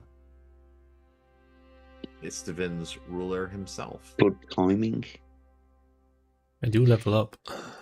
I do have to. Grass level up. Nice. What level are you now? 9. Level 9. Hell yeah. Oh, really? Level 9? That's 5th level spells, man. Yeah. Hell yeah. Some couple to learn. That's so cool. That's so cool. cool. Yeah. The players. Your name level now. Level 9? Yeah, 9. And they get another 5 HP. 45 HP. You can make a tower and attract apprentices, and you can start making potions, I think, or something at 9th level. I asked Tukdren and the rest of the party, but particularly Tukdren and Grey Ash, who've got like observation spells, to be there when the messenger comes and to scry him, man. Next game session.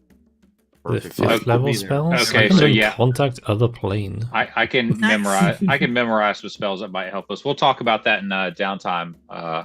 Chris. Yeah. All right, fun game, guys. Thanks for playing. Awesome.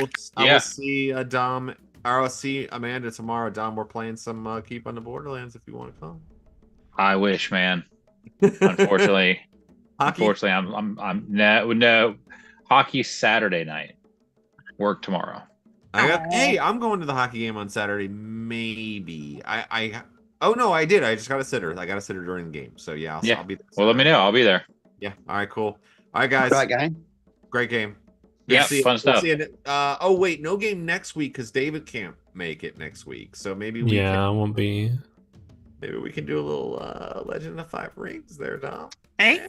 Yeah, it's possible. It's possible. Legend of Could we do some Cyberpunk? Yeah. Chris is like Cyberpunk. Yeah, let's talk about it.